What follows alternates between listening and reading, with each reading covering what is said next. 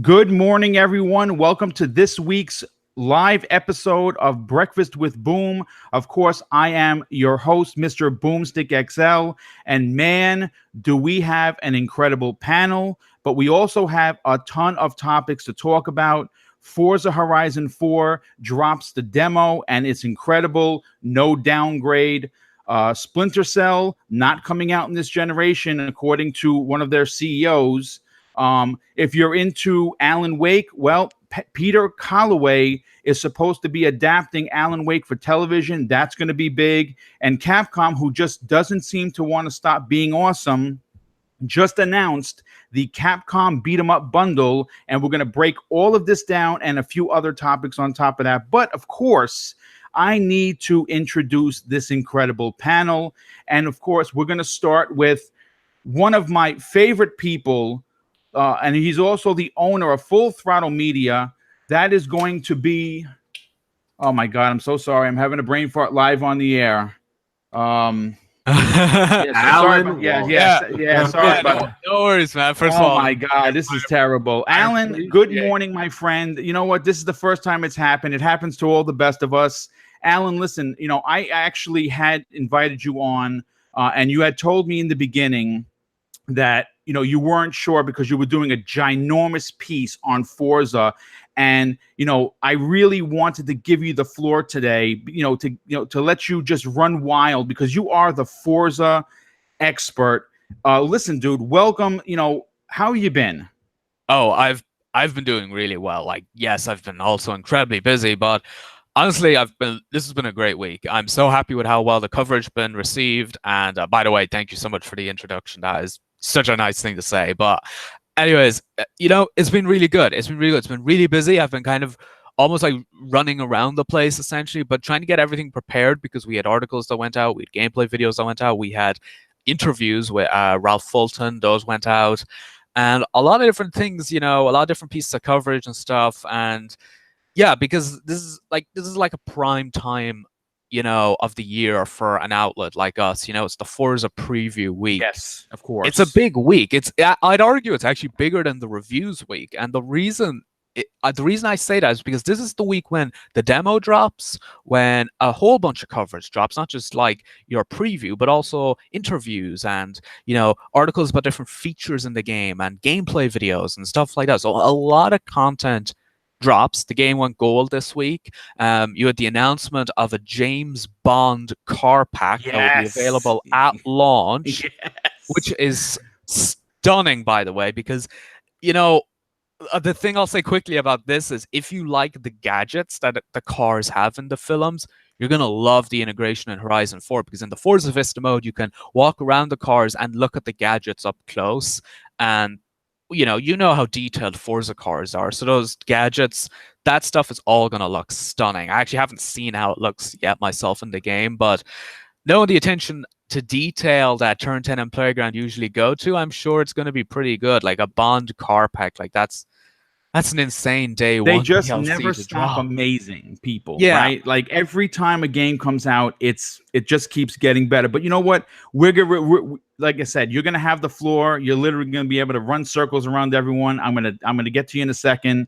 We have to also introduce a man whose passion is just playing games. He does not get involved in the console war nonsense. He's a newcomer, but someone you should definitely keep an eye on. I think he's going to be a big deal. Zolker87, dude, welcome, my friend.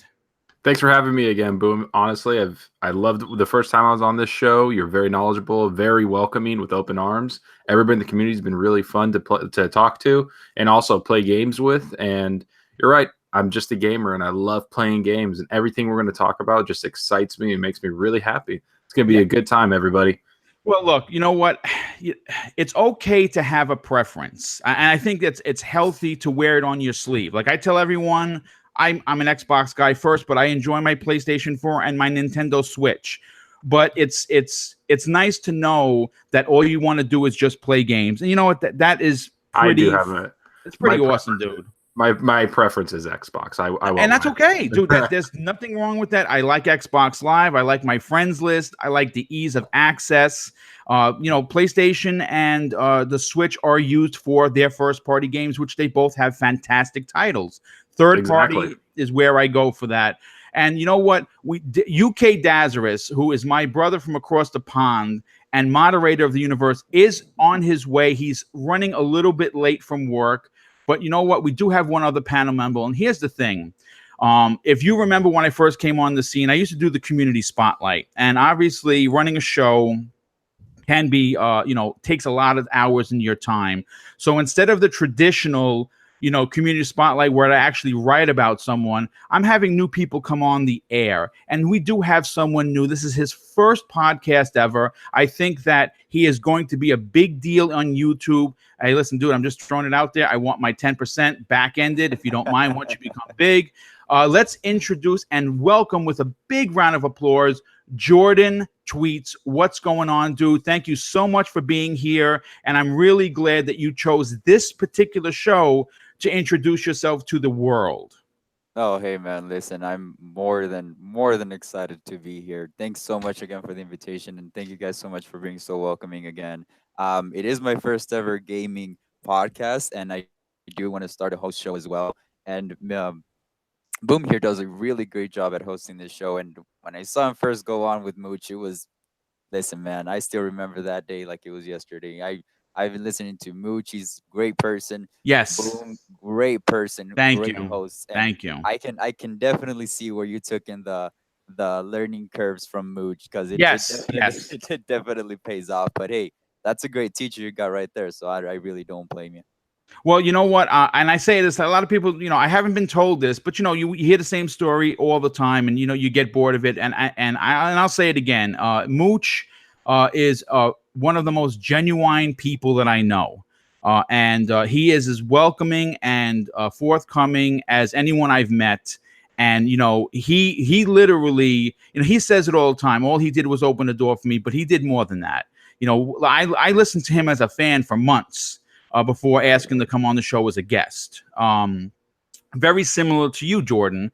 And you know what? It's nice to get a break. And I'm a pay it forward kind of a guy, and I'm going to keep having new people come on, and hopefully that they learn a few things from watching and listening, and they just take it and run. It's all about content. It's all about, your love for the game should drive what you do. And I love gaming. I've been gaming for over 40 years. And when I put these shows together, other than the terrible brain fart that I had for the first time in like 30 episodes, I usually, like trying to be professional as I can.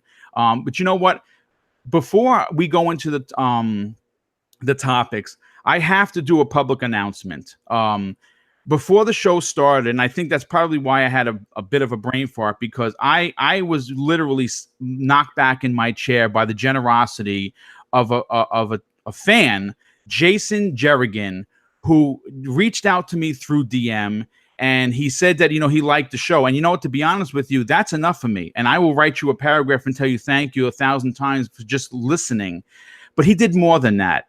He gifted me a $60 code to Xbox Live to pre-order any game I wanted, because I'm getting goosebumps just talking about it, because that's never happened before. I don't do this for gifts. I do this for the love of the community. But this really knocked me back in my seat. So I want to give him a big personal thank you live on the air. Jason Jerrigan, your generosity is really welcoming, and I'm always going to remember it. So thank you very much. But let's get into the topics, guys, because we have a lot to talk about.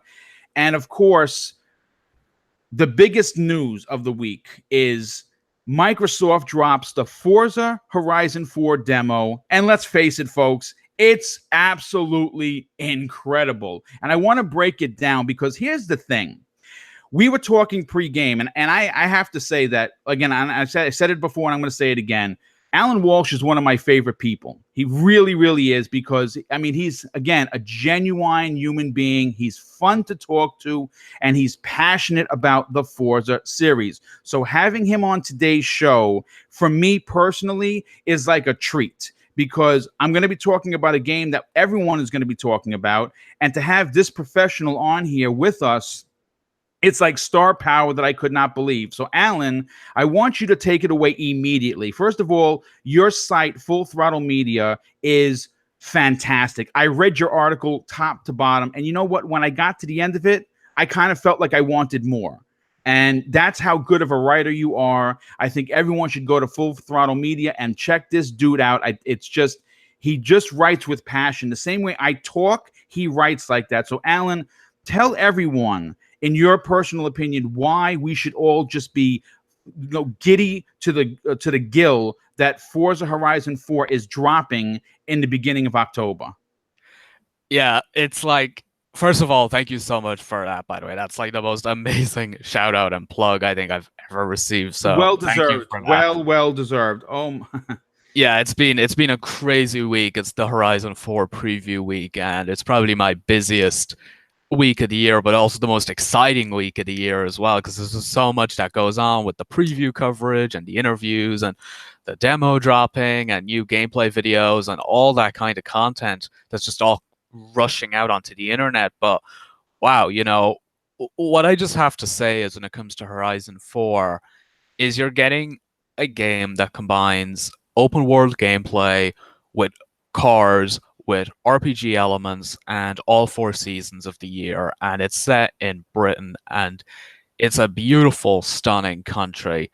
This is now the new definitive showcase of the Xbox One X. It kind of takes the crown from Horizon 3, and it's just, it's so impressive. Like, the demo itself gives you about the first hour of gameplay in terms of progression anyways, and it's like, you can just replay it over and over and over. Like, this is a free demo that you should just absolutely go and download, because it introduces you to all different kinds of things that are in the game.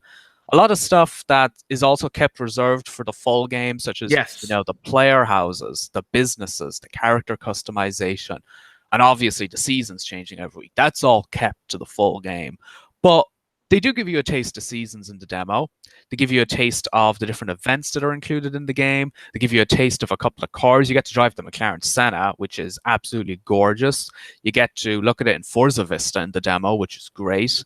There's so much great stuff. Like, this is literally, I said this in my previous story as well, this is essentially The Witcher 3 of car games. Oh man, that's a good comparison, dude.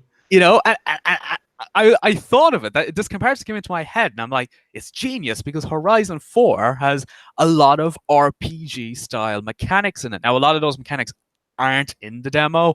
They're kept to the full game, with like the car mastery stuff and how you can get individual perks for all the different cars in the game.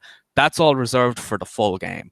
But when you do play it, I think you'll see what I mean. Like, I've been covering this game now since its announcement in June, and they constantly give you bits of news. It just makes you so excited and happy, and you're just so eager to play it. Like, this week, as I said at the start of the show, you had the Best of Bond car pack reveal, like James Bond. We went from the amazing, you had Fast and Furious content and Hot Wheels content in past titles, and now you're getting James Bond content. Like, that's pretty cool. And you're also getting Formula Drift content on day one as well. That's all included in the Ultimate Edition. And then you're getting 2 new cars every week when the season changes. You're getting a big expansion in December, another big expansion in early 2019.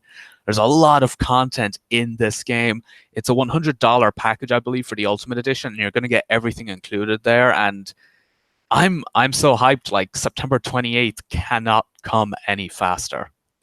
I got to tell you, when I played Forza Horizon 3, I used mostly the Warthog. Because it was a Halo car, and I just like the big trucks. And then I saw they have a hovercraft in this game, and I was like, you know what that reminds me of? Again, guys, this is going to show my age.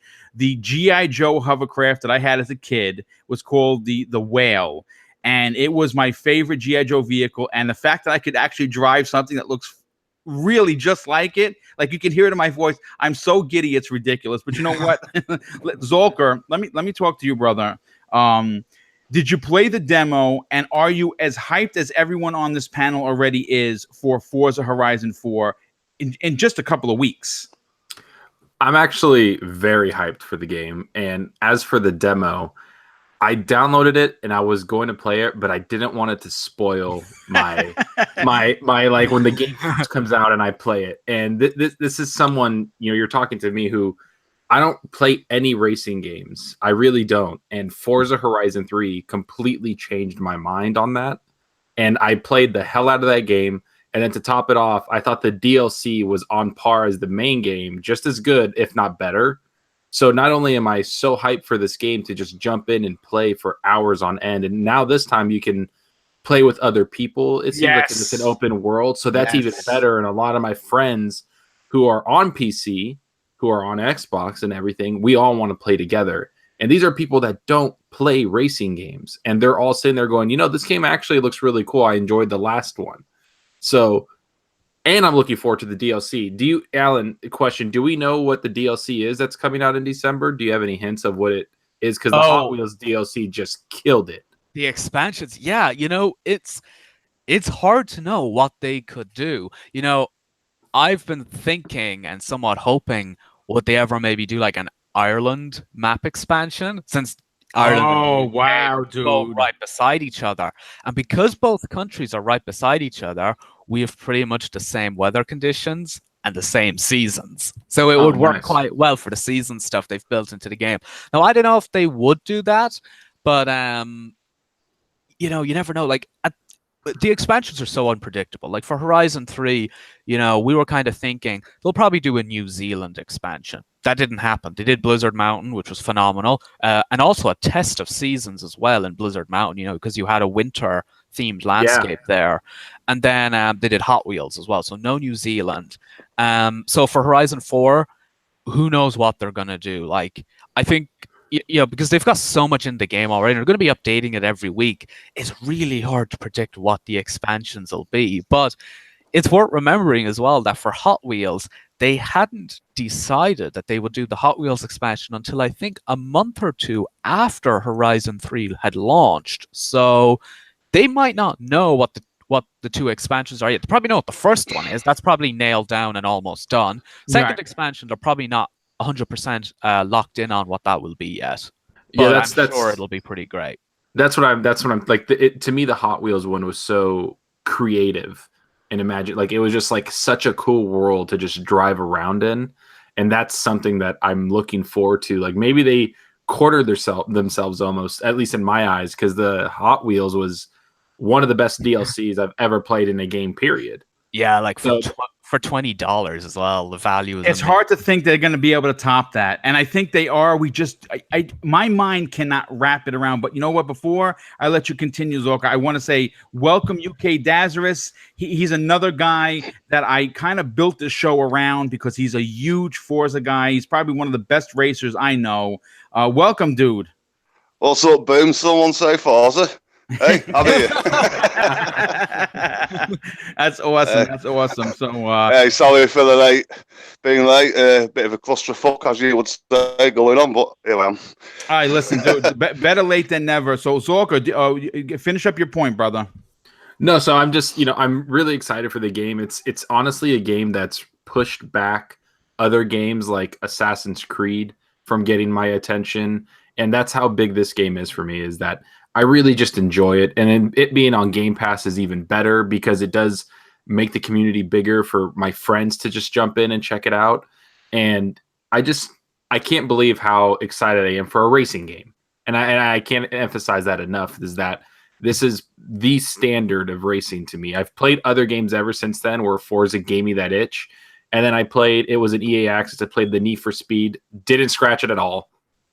Like it just, and then nothing, and then I just keep going back to that Forza Horizon 3 and now I'm kind of cutting myself off going, all right, just hold off till the new one comes out and just go all out when it comes out. Like I just want to play with friends, I want to play with people, and I just want to have a good time with it. And it's just so much fun. I don't know how to explain that, how they made that game so great where everybody needs to play it, even people that don't play racing games. That's how talented of a developer they are to do that. Yeah, if you can get the casuals to play, you're definitely doing something right. But I got to pay the bills. A big shout out to Jay Rivera, the $20 super chat.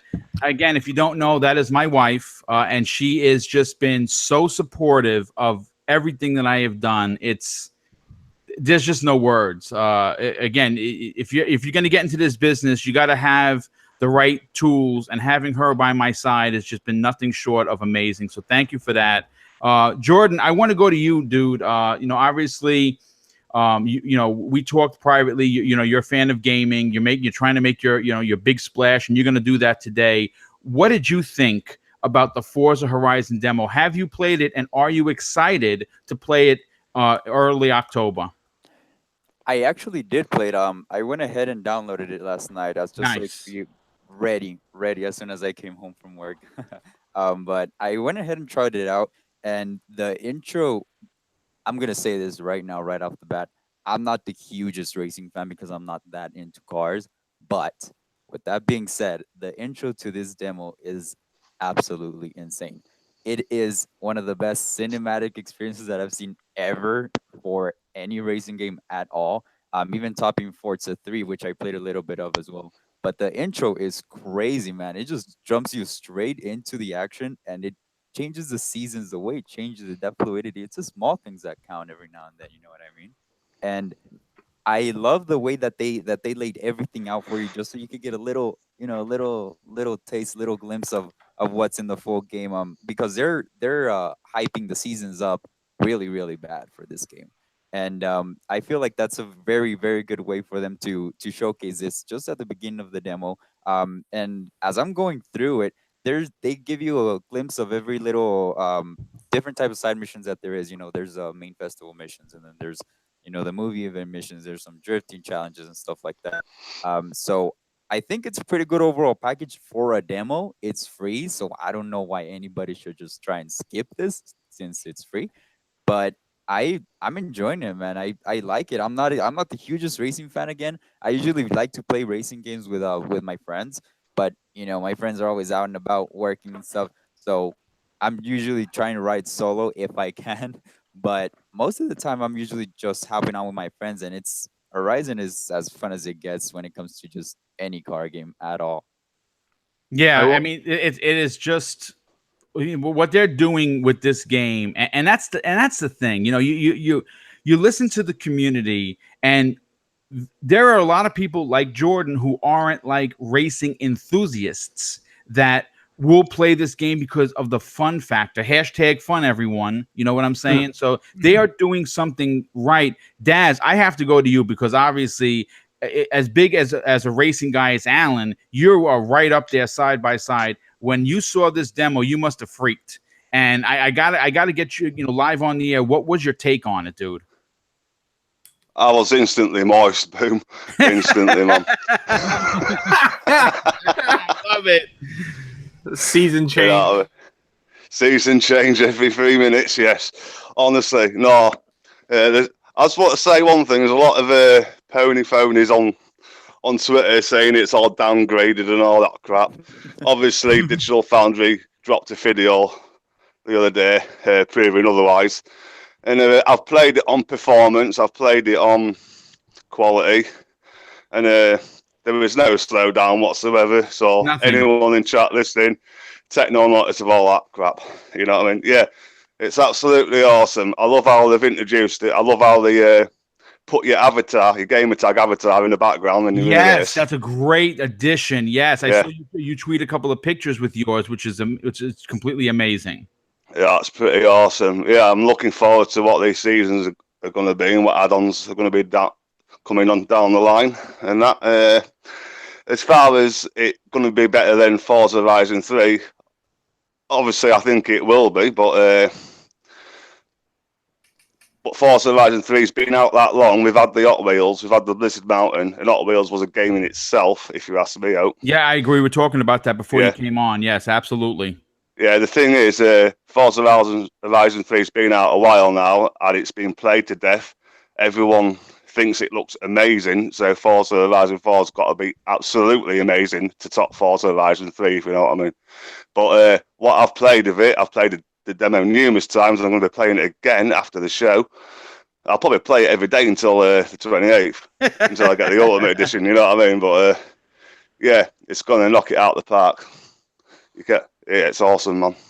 Well, you know what? I before because we're going to be talking a little bit longer on Forza because there's a lot to unpack here. Alan, I got to come back to you, dude, because obviously you're the expert when it comes to everything Forza. Let's talk a little bit about this Halo stuff that's going on. I mean, first and foremost, the fact that two big AAA companies like 343 Industries and Playground are teaming up to bring Halo, and not just your drivatar in the seat. You're actually Master Chief when you're playing. When you look in first person, you can see his hands. Yeah. Talk about that. To let everyone know what's going on with that, because a lot of people may not know that there's literally a Halo mode in Forza Horizon 4. Yeah, it's pretty stunning. So Halo and Forza has had a few crossovers in the past. Started in Forza Motorsport 4, where you could explore the Warthog in the Forza Vista mode, but you couldn't drive it. Horizon 3 comes along. You could finally drive the Warthog in open world Australia, and a bit of the Halo 5 Guardians soundtrack is included on the classical radio station. That Horizon 3 integration, both the soundtrack and the Warthog, that carries over to Horizon 4. But this time, you're also getting a dedicated Halo showcase event. So showcase events in past games, you've raced trains, you've raced boats, you've raced jets, you've raced all kinds of crazy vehicles, hot air balloons and blimps and stuff of that nature. Right. So for the Halo event, you're not your festival racer. Instead, you're being transformed into this augmented reality style experience where you become Master Chief. And essentially, you're on this training mission.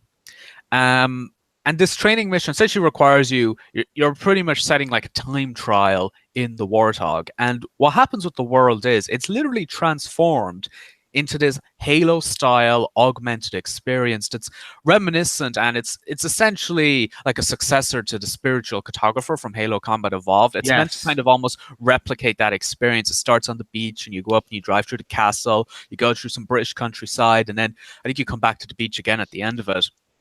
It's a stunning mission, and there's all kinds of Halo objects around the world. Like there's like the Covenant are there with their banshees flying around. There's a Pelican, a UNSC Pelican behind you. I saw a video where you jumped over it, dude. Yes. You got the you've got all different kinds of Halo objects scattered around the world. Like I'm not sure the names of all of them, but like the energy shields and stuff like that, they're all there. It's very Halo-esque. Like I genuinely think if you showed the mission to some people and didn't say it was Forza, maybe turn off the Forza HUD overlay, I think people would say it was Halo. I really do. I think some people who maybe don't like play a huge amount of Halo, but they know of it, they'd say it was Halo. It really is quite spectacular what they've done. You got Cortana as a voiceover too. You've got Marines who are in the mission. Yes. And I have heard a lot of chatter as well that there are a lot of Halo secrets in this mission. This does fit into the timeline of Halo. I think they said on the live stream it's set about so many years. It's set before the events of Combat Evolved or something like that. So it does fit in to the game's narrative, which is really interesting. We're going to have to wait until the game comes out before we, I guess, find out exactly where it fits in and exactly what all the secrets are. There's a lot of secrets supposedly in the mission that, they haven't spoken about yet. On the live stream, they played through the mission about 4 times. But I'm sure if you go off the beaten path, you might find some interesting stuff. You might find some interesting secrets. I'm not sure of them yet, but again, if you're a Halo fan, you have to be excited. You have to be excited, but if you got Game Pass, you should download this and give it a go. Yes. So you can get that bit of Halo experience. This is like a small snippet of Halo ahead of Halo Infinite when that comes out. The thing the thing about the secrets that we're referring to as well, they could be secrets for Halo Infinite. We're not sure yet what they're going to be. Oh, I'm sure there's going to be quite a few nuggets in there, dude. Once it comes to launch, though, the community, they're going to be all over that stuff. I absolutely. Cannot wait. I cannot wait to see what they find. Cannot wait. Does it have Halo music as your yes. As you're racing into it, yeah, it should do. Well, there's definitely Halo music in the game on the classical radio station, and I presume they play it while you're driving. Yeah, it would definitely make sense. Listen, I want to give a quick shout out to Vogelskrieg, and this question is really for you, Alan. He wants to know about the horn sounds because he said that they have the Halo, Sea of Thieves, and Killer Instinct themes. Yes, they do. Yes, they do. There's also one for the Windows XP shutdown chime, which is absolutely that's hilarious. Great. Great. We actually did do an article on our website for the horns. And inside that article, there is also a video where I literally went through every horn at the preview event and played the sound of all the different horns. Oh, that's great. Hear what they all sound like. So the Sea of Thieves one, you can hear how that sounds. The Halo one, the Killer Instinct one. So they're going to be some of the rarest horns in the game. And to unlock them, there's no microtransactions, there's no loot boxes. To unlock them, you just need to play the game. Just so play essentially, the game. Right. As you level up, you might unlock them as a level up reward. You might also get them from a wheel spin. You get those as well as you level up. And you might also get it from the Forzathon shop. So Forzathon is kind of like an end game style mechanic that's in Horizon 4. So if you want to keep playing the game after you've 100%ed it all, you'll unlock new stuff through Forzathon. And by playing Forzathon, you earn these things which are called Forzathon points, and these can be spent in the Forzathon shop, which has a bunch of rare items in it. So the rarest horns, the rarest cars, the rarest outfits, lots of stuff like that. Yeah. Speaking, by the way, of the Halo and Sea of Thieves horns that are in the game, the thing I'm really curious to see is, are we going to have any Halo outfits? Like that Master Chief outfit, if you beat the showcase event, I'm really curious. Do you get to wear that for the rest of the game if you want to? Dude, you should be working for them because that is a brilliant idea. Or do you get the Sea of Thieves maybe pirate costume? Is that in there? We know there's chicken suits. Well, you have helmets, right? So why couldn't we get? I'm not going to say that I would do it, but it'd be funny to see you look over and you see someone next to you racing in a chicken suit. That would be hilarious. Yeah, exactly. and also in the after race screen where they kind of show your gamer picture and gamer tag, you do see your character outfit there, and at the end of online races, you'll see that too for the top 3 players in the race. So it'd be pretty cool. We might see a few Master Chiefs going around if that is the case. I feel like it's something they will do. They haven't confirmed it yet if they will, but it would make a lot of sense, especially when you have the dedicated Halo horns and stuff like that. They're all in the game, and you'll be able to unlock them. As I said, not too difficult. And by the way, they actually did do Halo Master Chief driver gear in Forza Motorsport 7, so you'd expect it to be in Horizon 4. The outfit in Horizon looks stunning as well. It's like spot on. Yeah, I mean, look, there's going to be a lot to discover, and you know what? They're notorious. I mean, listen, if they're going out of their way to put in a whole Halo level, you can expect that you're going to have outfits and helmets and little things like that. It only makes sense. I mean, they're as professional as you could possibly get. But you know what? We spent almost 30 minutes on Forza, and you know what? It deserves our attention. I think everyone should download the demo. Even though I played probably around maybe 2 hours of it, cannot wait to play it on the 2nd of October when it launches. But I want to go. Hey, Boom. Yes, sir. Before we go any further, I want to see how good Alan is. I want to race you, bro. Oh, this is a challenge. You have to tape this and put this on your channel, dude. Yes. All right. So the challenge has been thrown out there. Whether Alan accepts it or not, we'll talk about that at another date. Hopefully he does, and you can actually put this out there so we can see, because I'm sure his driving skills are awesome. But let's get into the second topic, and I think it's a good one. Splinter Cell, we have all been waiting for. For me personally, I've made numerous predictions, and I've obviously been wrong. I thought we were going to see it at E3 2017. I almost guaranteed if I would have bet like my children I don't have, then I'd be in big trouble. I almost guaranteed it was going to be on Microsoft stage because they have such a good working relationship. But sadly, there's been no news yet, and unfortunately, speaking to one of the paper trades, the Ubisoft boss says there's no new news, but one day you'll see something. Now, that's not cryptic. That's actually kind of being a bit of an a-hole, if I may be so blunt. Here's the thing: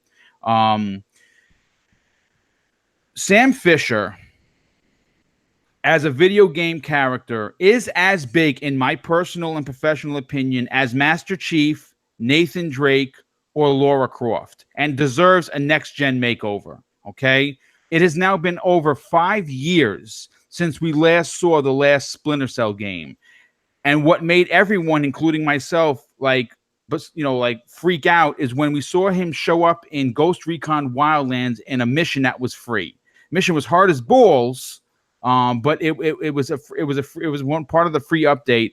And even more crazy, if you remember that big Walmart Canada leak that mentioned Splinter Cell, they were right on everything other than Splinter Cell. So my question to the panel is this: first of all, and I'll go with Zolker first on this. Do you think that it's high time that we get a new Splinter Cell, and do you think we're going to get it now or in the next generation?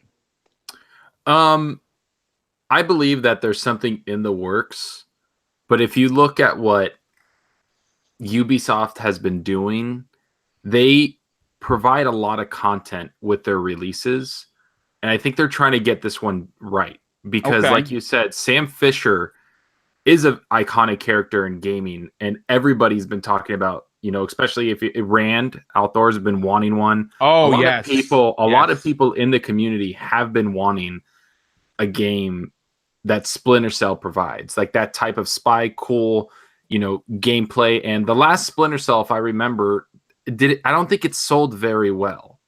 So I think they're trying to hit this one out of the park. There's got to be something in the works, but I also think they want to continue like what Ubisoft has been doing with DLC, provide maybe a remaster of a great Splinter Cell game with the DLC. That's what they've been doing lately. Yes. I think they have a lot of stuff in the works, and they're keeping it very close to the vest. As for me personally, I enjoyed a lot of Splinter Cell games, but as the years went on, like the last one I didn't play very much. I played the Ghost Recon Wildlands little DLC that they had, like the little mission, which was extremely hard, by the way. It was really hard, dude. Yeah, I had to do some crazy stuff to like try to accomplish to beat it, but I couldn't, and then I gave up because none of my friends were like wanting to do it, but that's beside the point. But it was just really cool to see him, like Sam Fisher, and you want to play as that, and then the iconic, night vision goggle sound, like just everything. It's just very iconic, and I don't think they want to mess it up, because Ubisoft to me has been killing it this generation. I think they've been doing an amazing, extremely consumer friendly. I mean, I so far I've gotten every dollar I've spent on a Ubisoft game, it's been absolutely worth every cent. Yeah, I agree. I think that's what they're trying to do. I think we might hear something next year. I don't know if it's a next gen. It could be a cross gen where it's this gen and next gen, and they kind of double dip.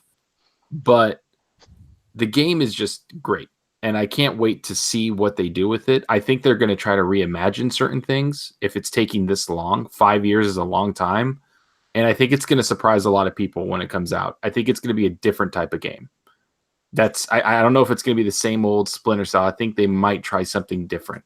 So we'll see. I mean, they don't feed you a lot of information, right? No, we know nothing. Let me just say this, because you and I were talking prior to going live, and you were obviously really taken aback by how they reinvented the wheel, so to speak, with Assassin's Creed Origins. I'm literally still playing that game I just, sewed up a couple of achievements that I've been waiting. But I mean, I put 100+ hours into that title. I absolutely love what they did with this. I'm really excited to, what's going to do, what they're going to be bringing to the table with Odyssey. That's actually going to be the next topic after this. But yeah, good stuff, dude. And that's what they do, right? They give you a map with a bunch of activities to do. Yes. And you just go and do and have fun. Is Splinter Cell going to go that route? Are they going to change it to an RPG? I mean, can they change it into an RPG where your choices affects, like, because you're a spy, right? You're moving around doing stuff, so illegally or whatever as a spy in Splinter Cell. So are you going to be doing stuff like that affects countries and politics and just cool little decisions that affect the game overall? Like, we don't know. Like, they're going to reinvent it, I think, and it's going to be really great.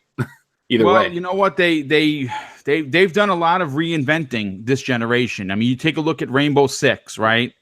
That game started a real slow burn, because it was multiplayer only. And look at it now. It is one of the most played multiplayer games. It's talked about. They're constantly updating it with new maps and new characters. It's just, I really like what they're doing. And you know what? As much as I really want to play a new Splinter Cell, I want them to get it right. Daz, I want to go to you next, dude, on this. Are you a Splinter Cell fan, and do you think that we're going to possibly get this towards the end of this generation, or they go balls to the wall graphically and they launch it as just a next-gen title? Yeah, I've played a couple in the past, obviously a few years ago. I think they're going to put it on the Scarlet, to be honest with you, in the PS4. But yeah, we do need a real good stealthy game that's going to look the biz. So yeah, I think it's going to go on the next gen, mate, in all fairness. Yeah, I mean, look, the thing is this, this generation, I don't like saying that it's over, because it's not. It's not over. New hardware is coming in 2020, possibly 2021 at this point. It's definitely, in my opinion, not coming next year. So we have all of the rest of this year, which isn't a lot, and we have all of next year. To think that we may have to wait 6, maybe 7 years between Splinter Cell games, man, that hurts. Yeah, it's a bit much. Yeah, it's a bit much. But like you all say, if they are doing it, they're going to want to get it right, and they're going to want to blow his socks off. Yeah, at the end of the day. And I agree with that. We want to listen. They took a year off for Origins, and look what they produced. It was, in my opinion, a masterpiece. But we'll see. Alan, I want to go to you, dude. What is your take on this? Because it has been 5 years since the last Splinter Cell, and everyone is talking about it in the community. I mean, we have no information, and everyone is speculating. Zolka mentioned Randolph Thor 19, friend of mine, friend of the show. He has been pounding the Splinter Cell drum. I'm right there with him in the marching band because I want a new Splinter Cell. I want Sam Fisher back. What is your take on this? Do you think that they're just trying to reinvent the wheel like they did with all of their other franchises, not so it doesn't come out and it falls flat? Yeah, I feel like when Splinter Cell does return, I think what we're going to get is a reboot. I think we're going to get a reboot of that series. Nice. With a different style, a different approach to it. In a game that's built for, 2019 or 2020 or whenever it does decide to surface. The other thing I think about as well with Splinter Cell is if you actually go back to E3 2012, 2013, Ubisoft used The Division to kind of be its next generation tech showcase. When they spoke about next gen, it was The Division, The Division, The Division. That was their showcase game. I think they will, and I think they should, use Splinter Cell to headline their next, to headline what their technology is going to look like on the next generation of platforms. You just got to make sure they don't show a game that looks amazingly detailed and unbelievable, and then it gets downgraded by the time it comes out. Yes, that's they're notorious for that. Yeah, Watch Dogs was another one of their showcase games as well for next gen, and that got downgraded like The Division. I think Watch Dogs, though, to an even bigger extent. So for Splinter Cell, I think it'd be a great title for them to really showcase off what they're doing on next gen. And I think if that is the case, then surely they have to give some kind of teaser of it at E3 next year. And if they do that, then they're probably not going to reveal what platforms it's coming to. They're not going to announce any of that. They're just going to say, this is something we're working on. And I think that'd be a pretty great thing for them to do, you know, and it'll just be called Splinter Cell and that'd be it. I feel like that's what they would do. Like, yeah, I definitely think they would team up with Microsoft, and then the following year, you know, 2020, say if they're announcing new hardware, that's when we'd see it on Microsoft's E3 stage. So I know I'm kind of projecting quite far out at the moment, but I genuinely think that's what they would do. The Splinter Cell requests are not falling on deaf ears. They do know, Ubisoft does know people want Splinter Cell, and if someone was to tell me they're not working on a new Splinter Cell game right now, I'd be really, really, really surprised. Like, they're really missing out if they're not making a new Splinter Cell game. Now, Yeah, absolutely, dude. yeah, so just one other thing as well. Their CEO, Yves Guillemot, he has stated, it was in an E3 interview, that they know Splinter Cell, that fans want it. And he said something along the lines of, we're not talking about anything Splinter Cell related today. We're not announcing anything, but we hear you. And I think he might have even said we want to get it right or something like that. He did actually say that. He Did he say say that? Okay, yes, there he you did. go. Absolutely. So I think that was his way of saying, we're making it. We just don't want to show you anything just yet until we're ready to. I think that was his way of saying that. Like, I think he's a nice guy and he knows people want it. But at the same time, I feel he's the kind of person who saw what happened with The Division, saw what happened with Watch Dogs, don't want to make those mistakes again. When we bring it back, we want to make sure that this is what we deliver to people before we start showing it. I think that's what it is. A lot of developers should take notice of that. Don't show something until it's ready, and I think they're learning from that. And that's a great thing, because I'm starting to trust Ubisoft a lot more. I agree. Yeah, totally. They're one of the developers that I sit there and I'm like, I'm not even worried about them. Whatever game they bring out, it's going to have quality content. You're going to get hours of gameplay. And, you know, once the Splinter Cell, if it comes out or when it comes out, you know they're going to show something when it's ready. And that's just a testament to how great of a developer they've become. Yeah, they're one of my favorite this generation. Well, listen, Alan, great stuff, dude. Jordan, I want to go to you, dude. Listen, Michael Ironside, the voice of Sam Fisher, has been quoted in numerous articles saying that he's done voice work. So we know that he's going to reprise the role, and that's a big part of Splinter Cell, in my opinion, as well. But I want to take it to you, dude. Do you think that it's Ubisoft is doing the right thing by not just rushing out the product? Because, you know, we have the new Assassin's Creed, right? We have the Division 2 coming. You know, they're constantly updating, you know, Rainbow Six. They're putting out content left and right. So do they really need to rush the next Splinter Cell? I say no, but what's your opinion on it, dude? I agree with everybody on the panel. I do not think they should rush this game if it is being made in this case, which I'm pretty sure we all want it to be made. But I feel like it should not be made just because of look at what's down the pipeline, right? We got the Division 2 actually, and that's gonna be huge. Yeah, it's gonna be big. As far as Ubisoft games go, I feel like they're definitely under a magnifying glass when it comes to downgrades. Every single time somebody always scrutinizes them for something, always, and that's why there's also a lot of speculation with Assassin's Creed, because, you know, they're going to full RPG mode and they're trying different things. But I definitely think that they should not rush this game, specifically this game. I know they took for Assassin's Creed, they took a little break, and yeah, how well that played out for them. You know, Assassin's Creed Origins, everybody praises it. So I definitely agree that they should take their time on this, especially because I feel like if they were to get some sort of exclusivity with Microsoft, I feel like that could help Microsoft a lot, and I feel like that could help them a lot as well. Because if you know, if there's got some secret sauces on the new systems, then, you know, it will be an amazing time to showcase that type of power with that type of game.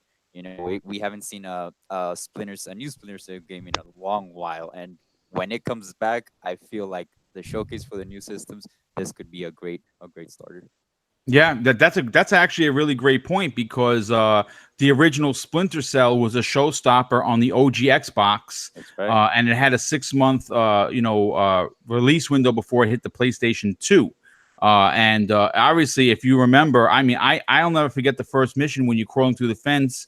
The vents, and you're seeing the spider web kind of just blowing there, and you're like, my eyes did not believe what I was seeing. So Yeah, actually, I agree with everybody in the panel. I think it's going to be big, and if we have to continue to wait, even though I'll be sad, we know we're going to get one because Ubisoft does listen to the fan base, and it's only pretty much a matter of time. But you know what? I want to segue into something that we were talking about while talking about Splinter Cell, and that's the next Assassin's Creed. Now, for me, I'm a huge 300 fan. And when I saw the direction they were taking this, I was blown away because I loved Origins, but I think Odyssey is going to take it another level. And that has been confirmed because not only are you going to be switching between characters, which is amazing, but it appears, based on what we know, that this is really going to be the next big action RPG with a choice system that made Mass Effect so popular on the Xbox 360. And the latest article by Polygon, this is what they're saying. Some choices will have immediate results, while others are going to be a slow burn. Now, they're changing the traditional Assassin's Creed that we just played last year. And I'm all for change because they made really big leaps and bounds with last year's Origins, and now with Odyssey. And you can really, as a host, I'm trying not to mess that up because Origins Odyssey, I felt it in my brain that it was going to go wrong. Thankfully, it didn't. Zolker, I want to go to you because you are a huge Ubisoft fan. I can hear it in your voice when you talk about them. First of all, are you super stoked for what they're going to do in Odyssey? And can it propel the long-running franchise in a brand new direction? Yeah, I think, Odyssey is, I love where the time period, I love it's in ancient Greece. I love everything about what I've seen from the game. And like you said, I'm a huge 300 fan. And I'm also, it's my heritage. I'm Greek. Oh, nice. So I actually really am looking forward to this game. I can't wait to play it. And they just announced the DLC yesterday and what they're going to be doing it, and then all the free DLC you're going to get with it also. And not to mention you get Assassin's Creed 3 remastered if you buy the season pass, and you get Revelations remastered with it. So not only is that just incredible value for just a season pass, you also get an entire game in Odyssey. It's just I can't explain how impressed I am with this game, to the point where Assassin's Creed was going to be a wait for me till Black Friday, and then now with the season pass and everything I've seen of the game, I'm extremely tempted to get it day one, just to show support to these developers, because I think it's just everything you've seen of the game just seems so fun. It's so beautiful. And if you've played Origins on your X with 4K HDR enabled, you're just sitting there looking at the screen like, am I in Egypt? What the hell's happening? Like sand's hitting you in the face. It's just so great. And I was thoroughly impressed with Origins, where, I played Syndicate for a little bit. It didn't catch me. I played Unity for a little bit. It didn't catch me.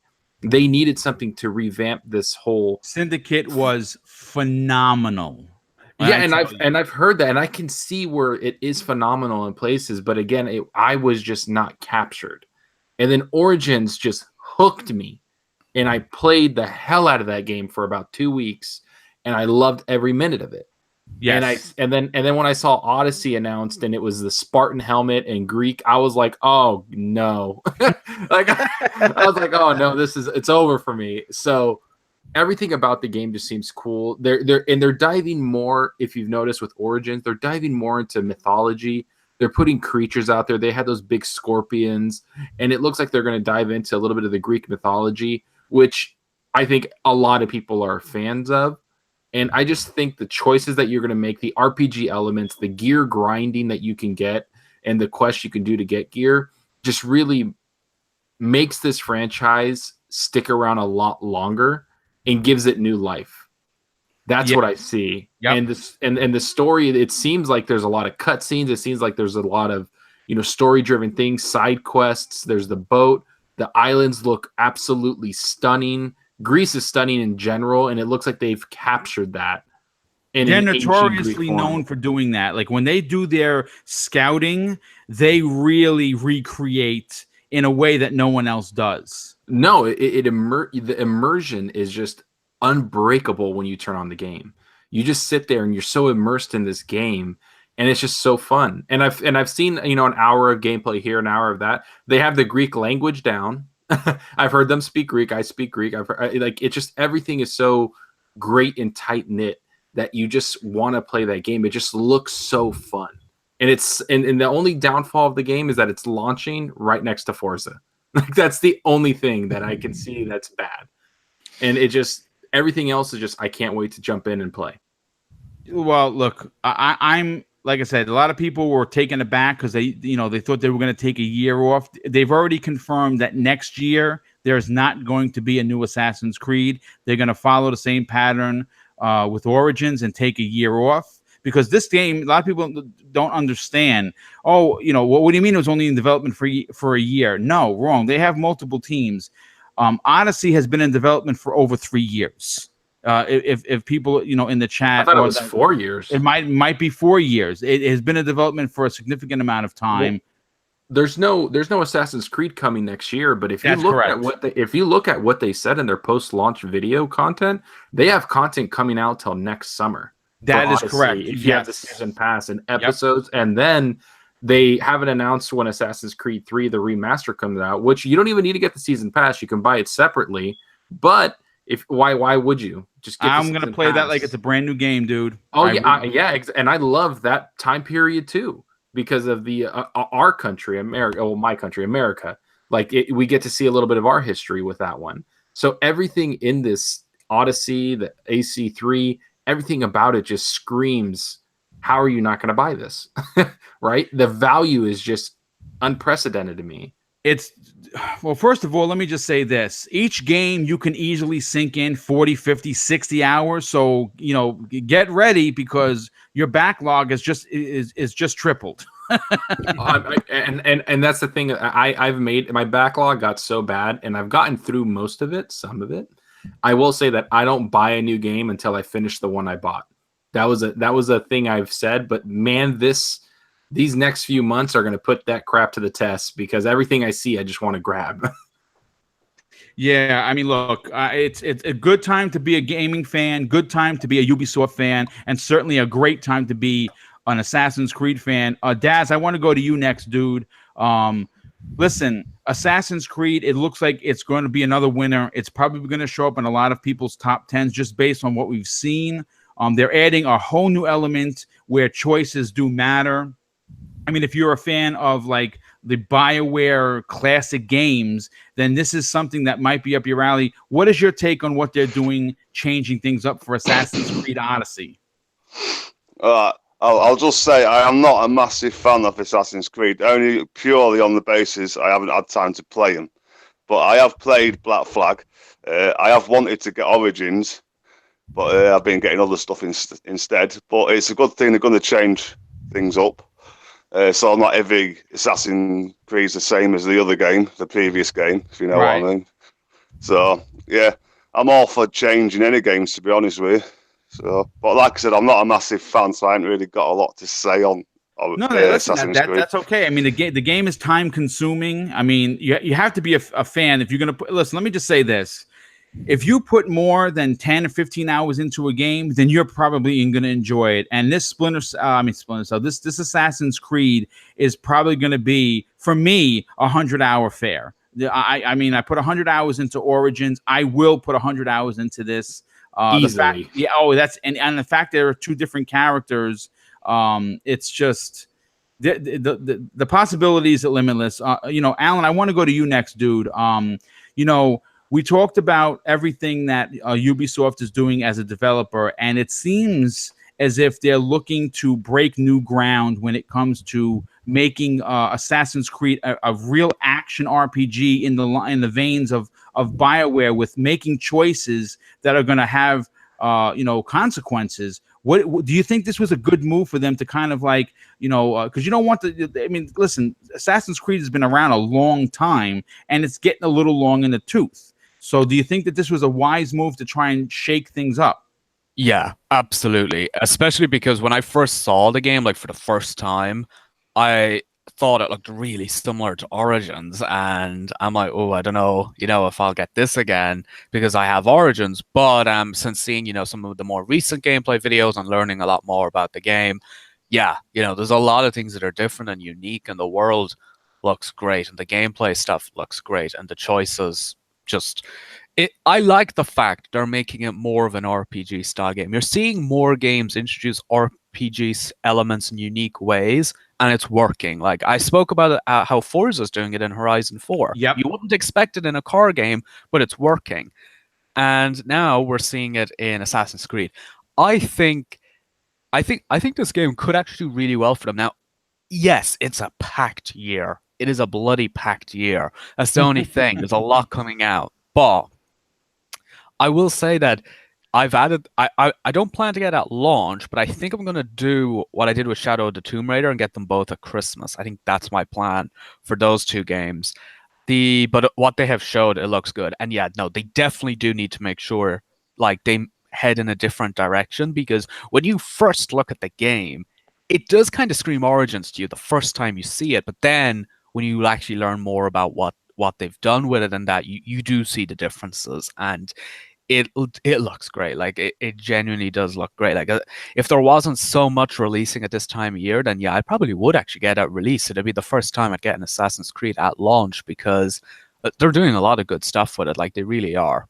Yeah, they've changed a lot in the game. When when you look, like you said, when you look at it, you do see like an Origin. You're like, oh, that kind of looks like Origin. But Yeah, like you said, when you sit there and listen to them talk and you see the gameplay, there's no shield. There's a lot of different things. There's mercenaries you can recruit to your crew, and then they can come fight with you. There's like elite mercenaries that you can. There's just so much you can do in the game where you're like, wow, this has a lot of different features and mechanics within the game that separates it from Origins. And that's yeah, something that they really needed to hone in on and talk about. And they executed it perfectly. Where they're like, people are going to think it's a copy, but let's show them what's different about it. And it just, yeah. it screams great development to me. It certainly does. Well, good stuff, Alan, dude. Like I said, I always appreciate your opinion. Jordan, last but certainly not least, dude. Listen, this is turning out to be a big game, and the more I think about it, I'm wondering if a lot of their development ideas or ideologies, if you will, were taken right out of The Witcher 3 in regards to scale and scope of this game. First of all, are you a day one buyer for Odyssey? And do you think that it was a smart choice for Ubisoft to flip the script, if you will, and not just make this another Assassin's Creed by adding the choice mechanics? Um, Day one buyer, it definitely sounds like it after the season pass announcements. Yeah. Because I am a well, I've been a huge Assassin's Creed fan ever since the very first one got released, and I played almost every single one of them. The only one that I didn't play was Revelations. And that's because there was something going on at the time. But every single other one, I've played an insane amount of, and I love them so much, and they're very dear to my heart. And excluding Syndicate, I really like the time frame of all of them. This is Sparta.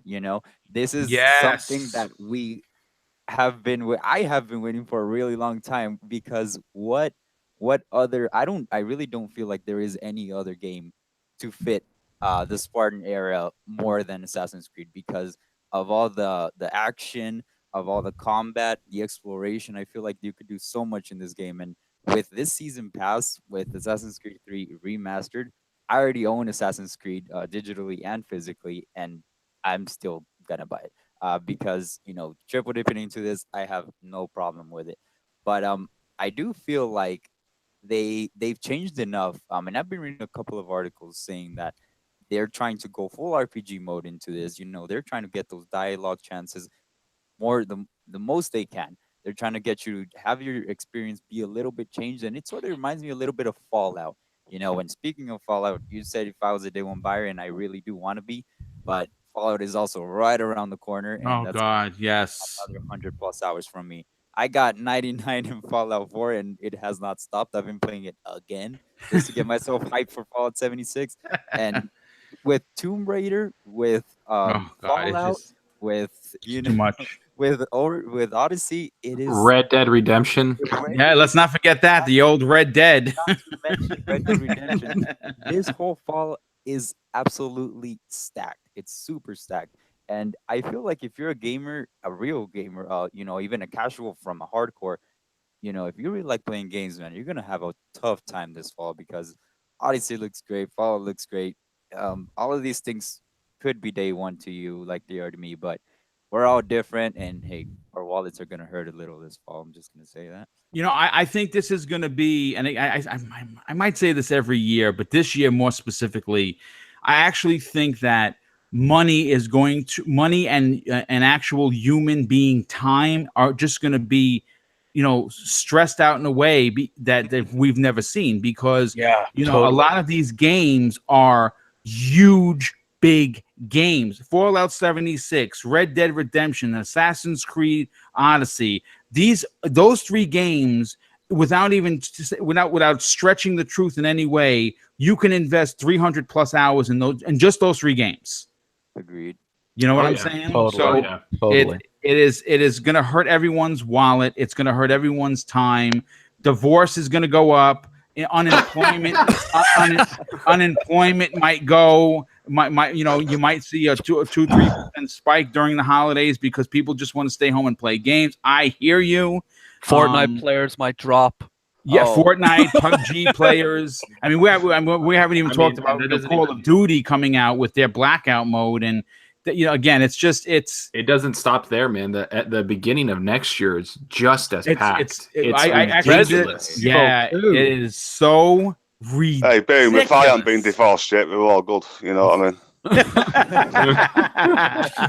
Oh man, I mean, listen, everyone had fantastic points. This show is really it's cruising well. I hope everyone in the chat is super stoked on the topic. So we're gonna move on to the next one. And here's the thing. Spider-Man on the PlayStation 4 is a great example of AAA development working at its best. When a big team has time and the money to make something they care about, like Insomniac has done with Spider-Man, good things happen. And this article I pulled from Polygon, but the question I'm going to have for the panel as well as the chat. Microsoft seems to be following this tried and true guideline that Sony has put forth in this generation. And with Halo Infinite and many of the unannounced first-party titles in development, is the next generation Microsoft's to win if they take the same approach? Do you think they've learned anything from watching Sony win big in this generation? So this is a very loaded question. However you want to attack it is fine. Zolker, I want to go to you first, dude. Obviously, Spider-Man is a prime example that single-player games will sell millions, especially if they're done right. Insomniac was basically given carte blanche to take as long as they needed to do to recreate a comic book on the screen, and they've knocked it out of the park. Do you think Microsoft has watched this, and that's why we have delays in Halo Infinite and many of their unannounced titles are going to get that extra development time and money they need to be great? I really hope they do. I really hope Microsoft has taken notice and has seen what Sony has provided to their developers, which has been extremely developer friendly in the development time and money provided. Because I didn't have a PlayStation before Spider-Man. I had one I got for a gift and then I got rid of it. But then I haven't had one for years. This and God of War were one of the biggest games that I wanted to play, where I went and I got the PS4 Pro Spider-Man Limited Edition. Nice. And I have to say that and I got lucky getting it. I won't lie. I probably got the last one in my city. Luckily. Whoa. I didn't pre-order it. I was walking out of Best Buy and the lady stopped me. She's like, "Hey, do you still want this?" Somebody canceled their pre-order as I was walking out and I got it. So I was like, cool. And it was meant to be. But I have to say, after playing this game, story-wise, everything collecting, just everything about the game has really blown me away. It's the best game Insomniac has made. Yep. And it was because they were given the time and they had a great idea on top of it, but they were given the time to really knock this game out of the park. And it's the fastest selling PlayStation exclusive, I believe. It sold double what God of War has, at least in the UK, from articles we've seen. And it is a single player focused game. But I will say that it's just amazing an experience. It has really been one of the best games I've played this generation, and I freaking love it. It's And just fun, dude. It's just so fun. much fun. Traversing through the city, fighting. You really once you get the combat down, people compared it to Arkham, which to some extent, yes, I see what you're saying, but to me, I feel like Spider-Man. Straight up, I feel like Spider-Man when I'm fighting. And that's just so fun to me. And I've had a great time with it, but it is kind of a notice to Microsoft where I love Xbox. I'm always going to buy Xbox first. I'm always going to play on Xbox. It's my preferred console. It's where my buddies are. It's where I love the controller. I love everything about it. Right. But it does put them on notice a little bit. Oh, they have without a doubt, dude. Well said. And this is coming from somebody that is bleeding green over here. It does, because they have not released a game like God of War or Spider-Man that really grabs people. I have friends that want to go buy a PlayStation for Spider-Man, and they're trying to, but the Pro is sold out everywhere. They can't even get a Pro. So wow. It's really been, I think Spider-Man's been bigger than God of War because of the name recognition and the Marvel movies. But it really does make me feel like Xbox has seen this, and they have delayed games, and they have brought in more development teams. They've bought studios, but they need to give them time. And that's why and especially after this, it's made me feel more patient with Xbox.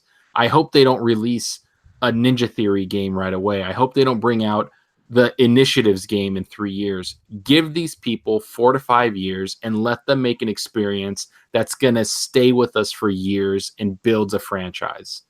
That's what I see from Spider-Man, and that's what I see from God of War. Is let's get this going, Xbox. Let's get games like this, single-player games that gives us experience and stories, but also keep true to the multiplayer aspect that you have. I know it's tough to say that and it's hard to execute, but given the time and money, I don't see why, and the resources Microsoft has, I don't see why they can't do that and knock it out of the park just as well as Sony has been. Dude, everything you said, perfect. Absolutely perfect, dude. I could not change anything that you just discussed. It was literally the roadmap that they should be following. Daz, I want to go to you next, dude. Now, look, here's the thing. I've been very vocal, publicly and privately, about Microsoft this generation. They are my favorite console. They're my console of choice out of the three when it comes to third-party games. But you know what? Spider-Man, God of War, Detroit Become Human are prime examples of what makes consoles move off the goddamn shelves. Okay? Do you know how many friends I personally know? I mean, 2 of them that I'm going to be on tonight on Crossfire, Mooch and Crap, bought the Spider-Man PS4 Pro. Okay? They already had PS4 Pros. So now this is now Mooch's what, 3rd or 4th? I've owned 4 PlayStations. My brothers own 4. Why? Custom consoles sell, exclusive games sell, and when you give these developers time, they will make masterpieces like Spider-Man.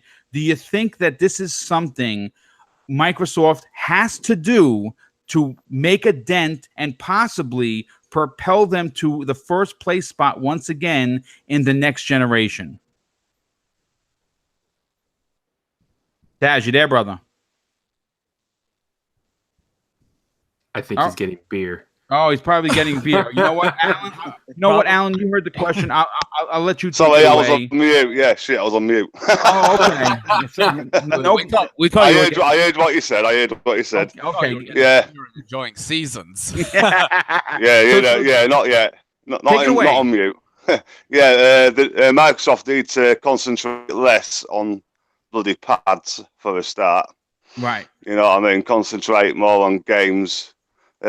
Custom consoles, yeah, but they're not as important as the actual games. Single player is far from dead. I'm more of a single player than I am a multiplayer. Me too. Yeah. Apart from Forza and what have you. But yeah, I don't care if a game takes 5 years to make, even longer.